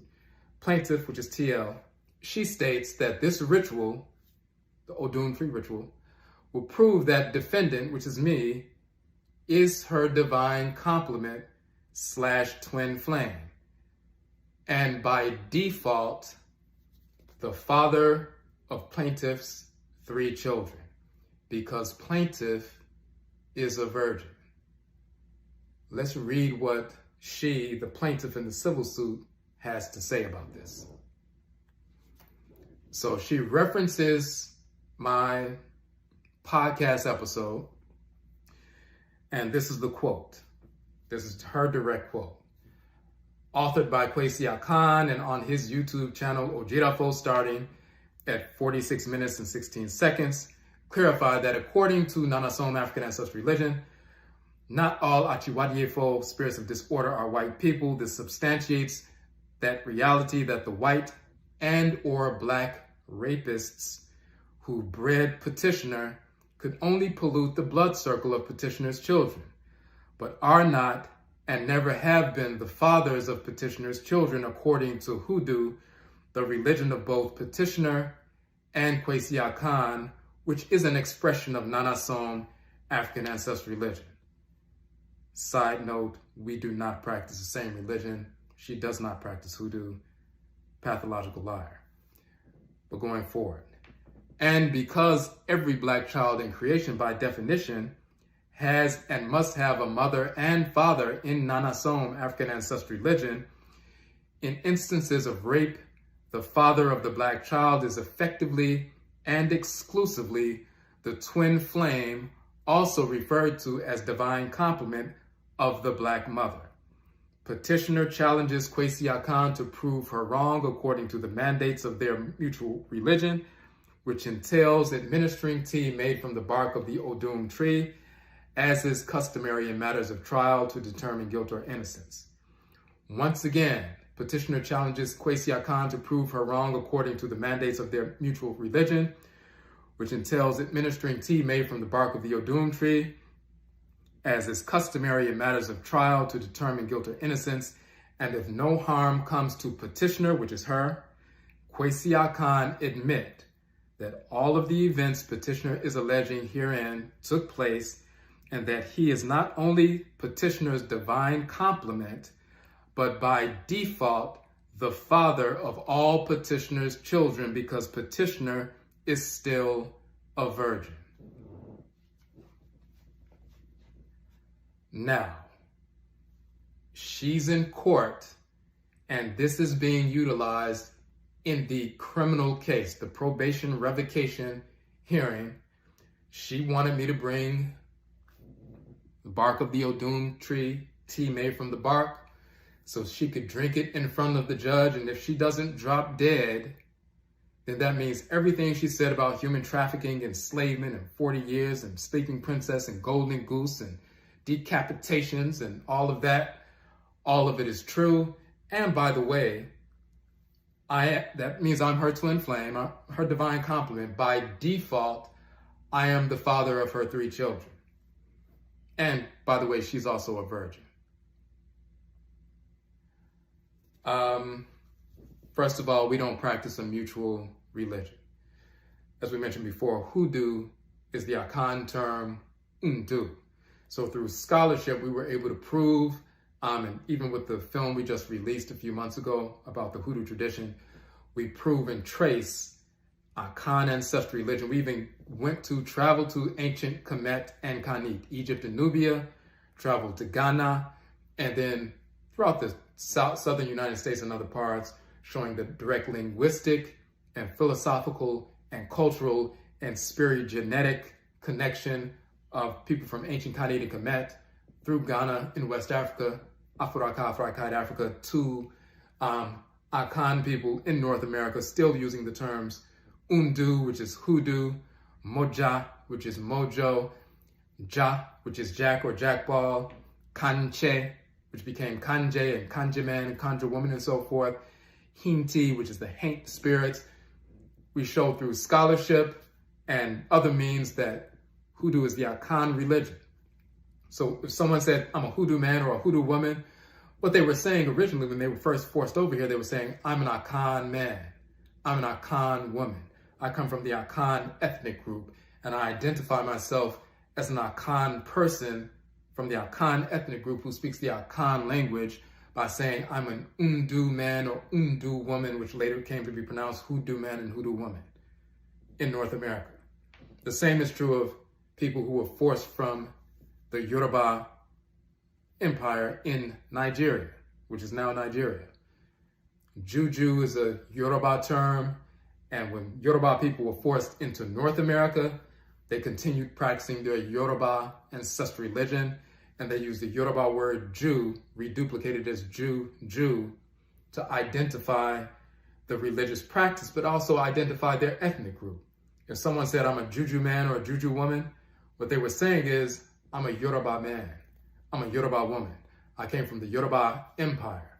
I was enslaved over here, but I know my identity, I know my culture. The same is true of Voodoo, which is the Ewe people and Fon people of Togo and Benin. A Voodoo man or Voodoo woman is really saying, I'm from the Ewe ethnic group. And the term Vodou or Voodoo simply means deity, divinity. So all this other nonsense about it means evil and devil and all, that's white pseudo-supremacy trying to corrupt our traditions. But of course, we don't accept that foolishness. We tell the truth. So, but we say all that to say, she doesn't practice Hoodoo. She learned about Akhan ancestral religion from our website. She tried to parasitically attach herself to Akhan culture and to me in general, and then, or in particular, and then when we prove that Hoodoo is the Akhan tradition in North America preserved for hundreds of years in our blood circles, she's trying to claim that. That's number one, she's never been a part of that. Number two, making up these ridiculous pseudo-spiritual policies, such as, well, you know, if someone is raped, then the person's twin flame is the real father, and since I was raped, which she claims, which is more misinformation, then the children are not really the biological father's children. They only belong to the divine complement, which, of course, is Kwesi Akhan, so therefore, my children are really his children. He is the father. Now, all of that is foolishness, but this is what she put forward in court. These things were read in open court by the Assistant Attorney General and the judge and so forth. And now you get to see how someone is trying to manipulate every bit of information she gets. She takes bits and pieces of information and tries to fuse it together in a ridiculous narrative to try to save herself. So if she can get out of this, you know, anti-stalking order and it's annulled, then guess what? She's free to stalk me all over again, and she'll be right back at my house. Just like when she thought that the case was dismissed permanently, the very next day she was back at my house. So this is read in open court. Of course, it's asinine. Of course, she was found guilty of violating the anti-stalking order.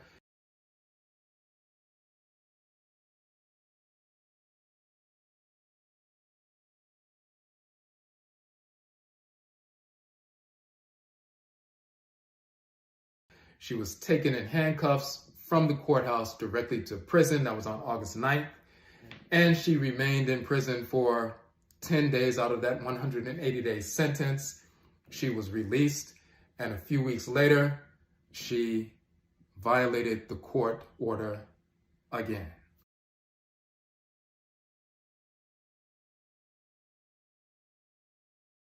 Part 12. When a woman stalks a man, legal system, mental illness, spirit children, and hoodoo. So, now we see where this notion of spirit children comes from, but there's one more element with regard to these spirit children that we haven't addressed. They're not my biological children, according to her, but they're spirit children. Because remember, she's a virgin, as she just said. She has 3 children, but she's a virgin. I'm the father, the biological fathers are not, according to her deliberate misinterpretation of the Hoodoo tradition, which is ancient Akhan ancestral religion. Insanity. So, in order to build upon this narrative, she can't reveal the fact that she made all of this stuff up during the unfolding of these cases, because, you know, it places her in jeopardy. So, in the civil suit and the final amended petition you find in, you know, September 25th and so forth, she added more to the story. She kept adding and adding and adding and adding. So she didn't just make this up. This goes all the way back to when she was born and when I was born. And she has evidence of these things. So we're going to look at this aspect of the civil suit and how it ties directly in to this notion of spirit children, and then what she asks with regard to the spirit children and what I must do. So many of the elderly Black women posing as hospital nurses at hospitals all over the country are actually spiritual seers, hired to prophesy the Nkrabea, divine function, destiny of every Black child admitted to or born at the facility. If it is determined that a child has an Nkrabea, once again, words she learned and concepts from my website, if they have a divine function or destiny that undermines the aim of the white Jewish mafia to retain their power and wealth, the child is assigned to an intervention task force, which is a group of people who work to prevent the child from fulfilling their destiny. The most common tactics employed against the child to achieve this goal is trauma by physical and mental abuse and the infliction of lifelong disabilities on the child. When these tactics are consistently employed for a number of years, starting at an early age, most Black people spend their lives too consumed with anxiety, rage, addiction, and depression to fulfill their destiny. Discovering the child's destiny also includes prophesying who their divine complement is because divine complements always have complementary destinies and need each other to reach their full potential. It is petitioner's sincerely held belief, coupled with her first-hand knowledge while enslaved, human trafficked, that said seers declared petitioner, which is her, and respondent Kwesi Akhan were divine complements, and their respective Nkrabea, divine function destiny, posed a threat to white Jewish mafias to retain their power and wealth. This prophecy specifically included that petitioner, which is her, and respondent Kwesi Akhan were destined to reclaim stolen land from the government and establish a segregated and incorporated Black town founded upon ancestral values. Petitioner further alleges that although respondent Kwesi Akhan has never publicly advised he is legally blind in his left eye, just as petitioner was legally blinded by Esther Jean Ross to derail petitioner's Nkrabea divine function destiny. Respondent Kwesi Akhan was also intentionally blinded to detail his Nkrabea divine function destiny. This is substantiated by the dream petitioner, which is her, had about respondent Kwesi Akhan and Esther Jean Ross forced her to email details of. The dream was about respondent Kwesi Akhan tripping and falling while doing ritual because of his blindness and refusing help from petitioner. So now she has to go all the way back to the time that we were born. She says Black women, elderly Black women, are spiritual seers. Many of them are, by the way. But they are employed by hospitals to seek out children who have a divine destiny that will subvert the plans of the white Jewish mafia. And if these elderly Black women seers detect certain children that are on that level, then the children at the hospital are assigned to an intervention task force. So when she was born and when I was born, the Black seers realized, number one, that we both had a divine destiny to reclaim stolen land and establish an independent, sovereign Black town for Black people. They also saw that we were divine complements and incarnated to be together. And once we came together, we would be a powerful force and reclaim this land and so forth. So they had to disrupt that. And so they had to enslave her and enslave her children, and they had to blind me in my left eye, just like she was blinded in her eye. My eye is fine, just so you know. But all of this happened. She had to go all the way back to birth. She's building on this story. Every time she files a new petition or a new, amended complaint, she has to expand upon this ridiculous story. Stealing things from different movies and, shows and other stuff, novels and everything else, just to make up a story to try to get herself, number one, off the hook with regard to the civil anti-stalking order, the criminal case, and once it's all annulled, then she can get back to the business of stalking me. That's all it's about. Now let's get a little bit further, and this pulls everything together. Petitioner, which is her, is requesting the court notice that it is unjust for the court to penalize petitioner for her spiritual gifts of clairvoyance, clairaudience, clairsentience, clairalience, clairgustance, clairtimience, and clairequilibrance. She learned that from our website as well. No different than psychics who have long since been hired to assist the Federal Bureau of Investigations with unsolved crimes. Petitioner is able to accurately report the past and declare the future via Akhan spirit possession and Unkom spirit communication. Respondent Kwesi Akhan is going to sincerely apologize and make amends with petitioner and their children, not her children, their children.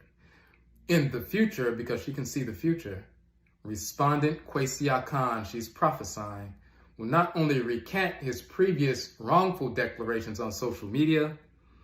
Respondent Kwesi Akhan will humbly seek to court petitioner and eventually propose marriage to petitioner.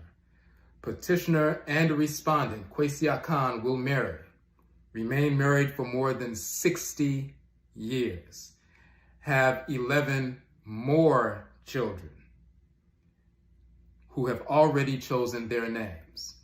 Then she proceeds to list the names of the 11 children. However, none of this is going to take place until respondent Kwesi Akhan acknowledges that his actions towards petitioner since 2018 have been malicious and rooted in ignorance.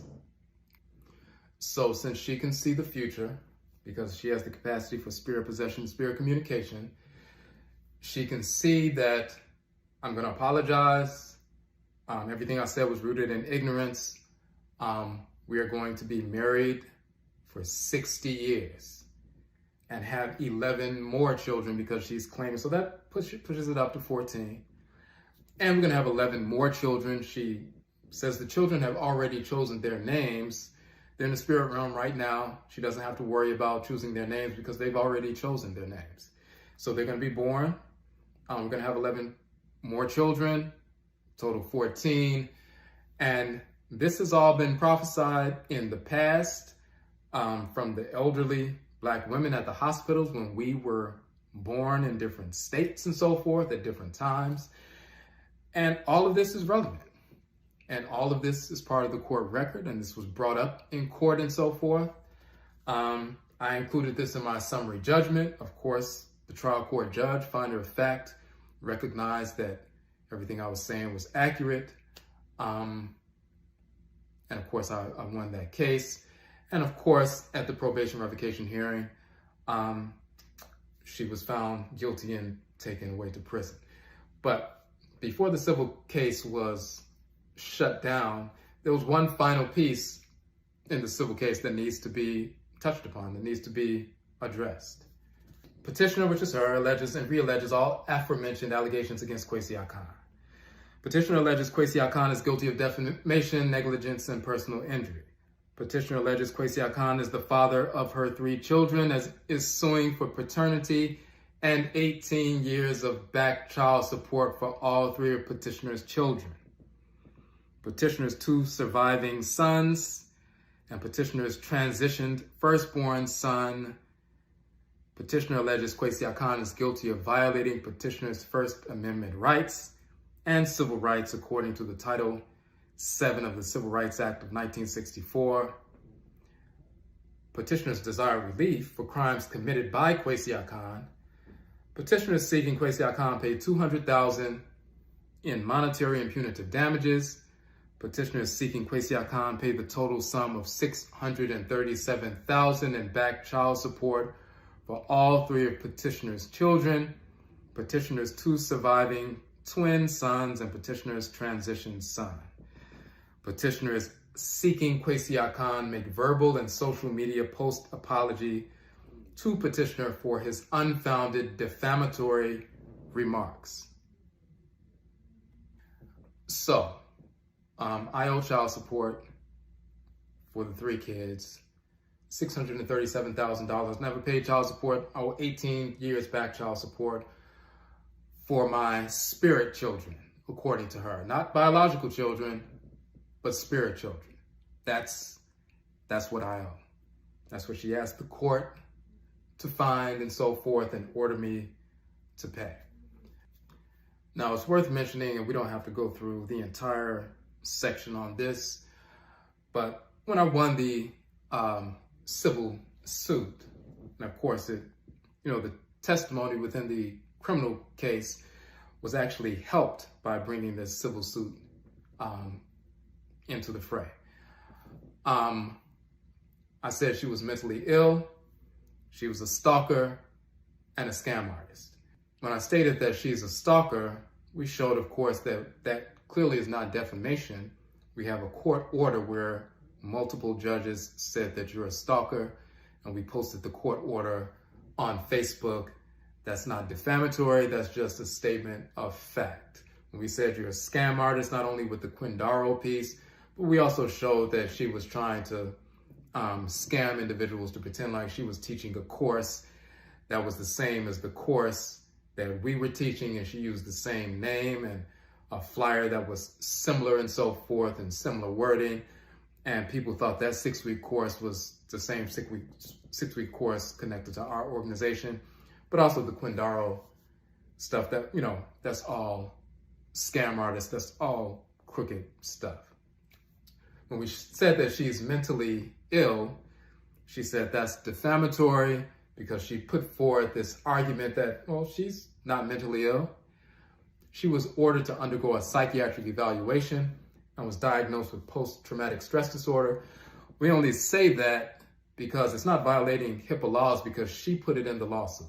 She posted the entire diagnosis in the civil suit thinking that this somehow was going to help her. She put forward in the civil suit that, hey, I've never been diagnosed with a mental illness.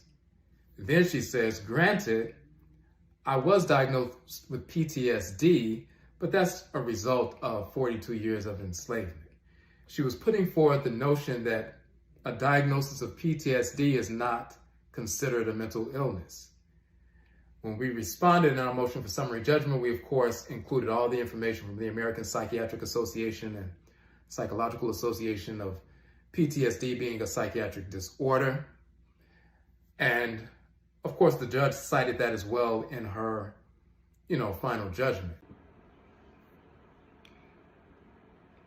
So in my motion for summary judgment, under mental illness, under that claim, I quote directly from her, the plaintiff, also petitioner. So, plaintiff, petitioner states on page 34 of her final amended petition and reply to respondent Kwesi Akhan's response to petition that she underwent a second psychiatric evaluation. This occurred in Washington, D.C. She states that she is not mentally ill. Quote, "It should be noted petitioner, which is her, recently received the below second psychiatric evaluation since Kwesi Akhan started making allegations on social media that petitioner was mentally ill. That petitioner is in fact not mentally ill," unquote. Yet on the very next page, 35, plaintiff affirms that she is mentally ill by admitting that she was diagnosed with post-traumatic stress disorder, PTSD, which is clearly a mental illness, mental psychiatric disorder. Quote, she states, "Granted, and as noted in said evaluation, petitioner, which is her, has been diagnosed with post-traumatic stress disorder, PTSD, as a direct result of the 42 years of trauma she endured while enslaved." Then we show the definition of PTSD from the American Psychological Association. Of course, PTSD is a mental illness, psychiatric disorder. And we also show PTSD as defined as a psychiatric disorder by the American Psychiatric Association.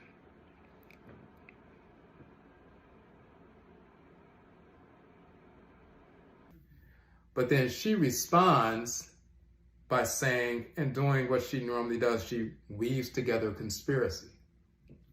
She states in her amended filing that a staff member from the previous shelter she was in, a staff member from the current shelter that she's in, as well as the attending psychiatrist, all conspired to maliciously misdiagnose her with a mental illness so that she can be found not credible in court.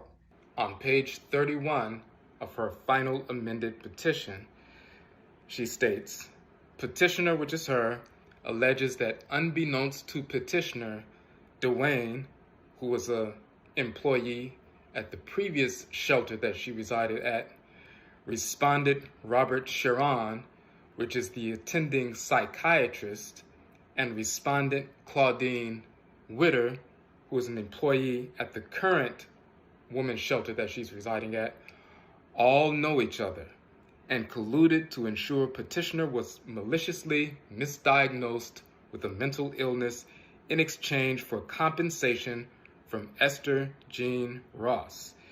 It was said malicious misdiagnosis by respondent Robert Sharon in conjunction with negligence of new endeavors by women for failing to require staff to communicate to potential clients all of its program requirements and direct to them to appropriate non-crisis mental health providers for psychiatric evaluations, and the negligence of DC Department of Behavioral Health for failing to question Dr. Robert Sharon's malicious misdiagnosis based upon his failure to reference my observed behaviors by petitioner to support a diagnosis of post-traumatic stress disorder, PTSD, in his evaluation notations that continues to ensure, 1, people, including petitioner's children, would assume respondent Kwesi Akhan's allegations that petitioner was mentally ill were true. So she weaves this interagency conspiracy to take her down so that I can win a court case. But that's just another example of someone who's a pathological liar, and she's not delusional. She knows exactly what she's doing. So, as previously mentioned, she was found guilty at the probation revocation hearing. She was incarcerated, handcuffed, and taken directly to prison from the courthouse. She spent 10 days in jail, 10 days from the 180-day sentence. Then she's back on probation. 5 weeks later, she violated the court order once again.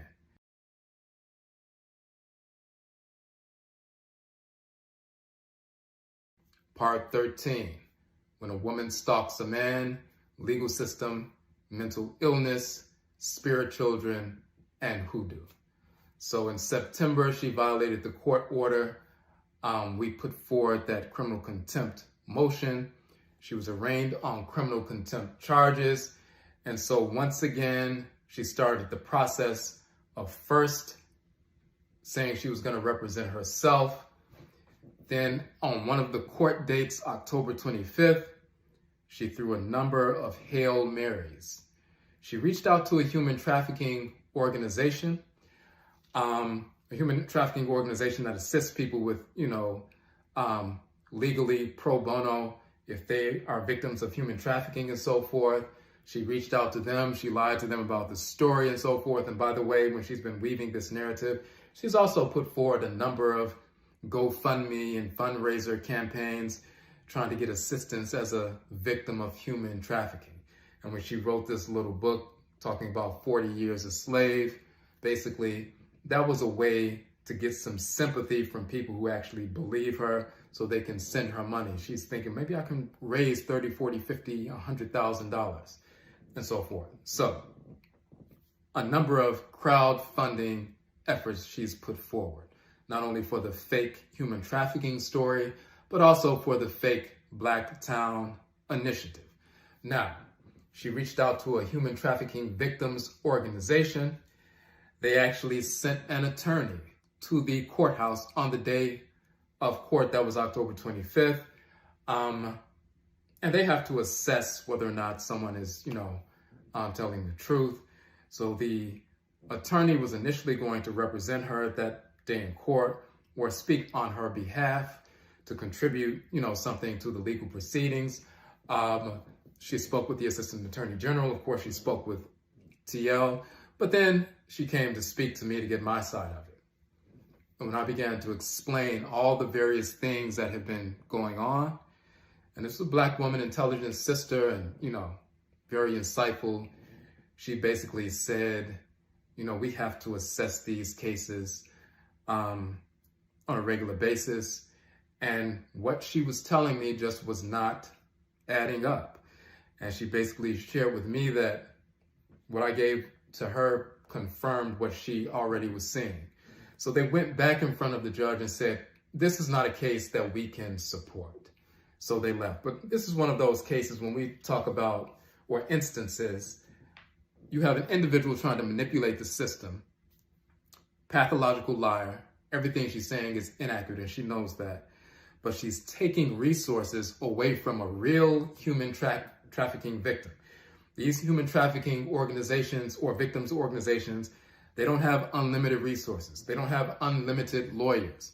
If there was a real human trafficking victim who needed representation that day in court, then she's using up that resource, that particular lawyer that could have been, defending and speaking and advocating for a real victim.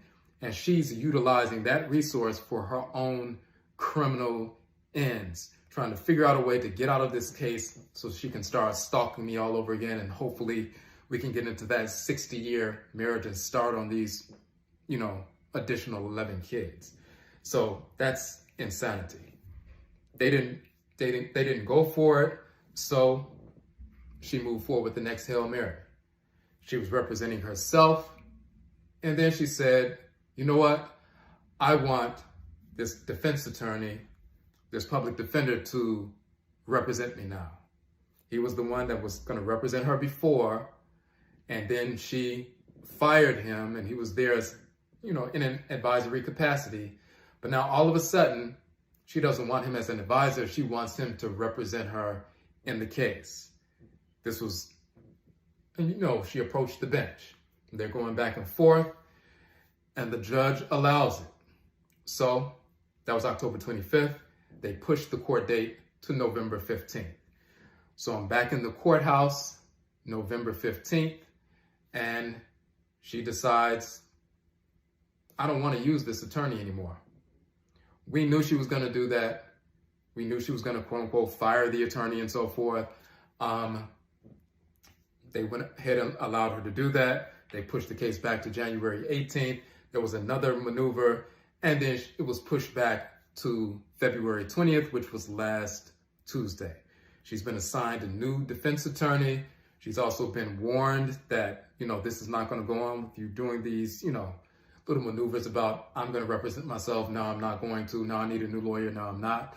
So when that defense attorney determines whether or not he can work with her and he prepares his defense, if he can work with her, then he will work with her and the trial date will be set and he will represent her. If he can't, then she'll be most likely representing herself unless she, acquires an attorney or retains an attorney on her own. But that probably won't be allowed either.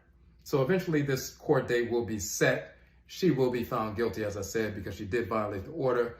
And this time she will be incarcerated for a significant period, not just 10 days, most likely at least up to a year, probably between 9 months and a year, definitely 9 months, but more than likely a year. So this is what's going on. So I just wanted to share this experience. It's been 5.5 years going back and forth, and the final 2.5 years going back and forth within the legal system. Hopefully the information I share can assist other people who are going through the, navigating the legal system, as well as the, anti-stalking order procedures on the civil side, or if they have to move into the criminal contempt phase and they're in the, criminal court side and so forth. When you see red flags with individuals, whether it's relationships or, even work relationships or family, whatever it is, hopefully this information can assist someone. I appreciate the people who have supported myself. As we said before, I don't share anything personal. It's really nothing personal to share. That's not something I would do anyway. As I said, when we put information out, we put out our books, we do our lectures, we do our broadcasts, we have our events, and the community comes out and they leave empowered and, strengthened, and they go back to their respective locales to empower their community. This is the work that we do. So this is not something that we would normally be, discussing, whatever. We've been at this work for over 20 plus years, and we've never had a situation like this. So we appreciate the people who, once they found out about what's actually taking place, they took the time to, verify the information, and we, posted these court orders, these court documents to let people know we have actual receipts. We're not defaming anybody. We're not really disparaging anybody anyway. What we're doing is putting forward accurate information so people can see what's taking place, and they can make proper decisions with regard to how they deal with us and this individual who might try to reach out to them. But also just in your everyday life, you have to keep your eyes open. So a friend of mine asked me, does this make you fearful or apprehensive about communicating with certain individuals while you're, in the public? And when we do this kind of work, we are public figures to a certain degree, even though the wider public may be unaware of what we're doing, or they just say, oh, these Afrocentric people, or, these culturalist people, or these vegans and so forth. But people who are studying culture, language, philosophy, religious practice, and trustery, history, and, ancestral spirituality and so forth, we are public figures, as well as nation building, what's called Pan-Africanism, nationalism, Black nationalism, and so forth. You are a public figure to a certain extent. So I'm not concerned. I'm cautious, but I'm not concerned. And that's always been the case. I don't fear anybody. I don't fear anything. Of course, not this individual. But you have to be intelligent just in life in general. I'm not apprehensive about communicating with my people. I've never been disrespectful at all in communication with women, or, when I'm going out and speaking and teaching and so forth. So that's never been a problem. I've never had anybody come at me other than these two mentally ill people. We told you about the elderly person who said I was a divine compliment, and, I'm this individual. But outside of the two mentally ill people, for the past 20 plus years, I haven't had anybody try to come at me in a city or online saying, hey, what's up? Because they see the work we're doing, they see our focus, they see our discipline, and they know we come into the space or into the spot ready to work, and that's what we're about. So, but if anybody can take something valuable from this, hopefully this will assist you in navigating in some way through the civil court or criminal court, or just being aware and cautious and focused and, alert in life, then I did my job. And just for those who are unaware, when you go to our site, you'll see the things that we're talking about. If you want to get some real information, we just released our second documentary film on the Hoodoo tradition. That's on the website.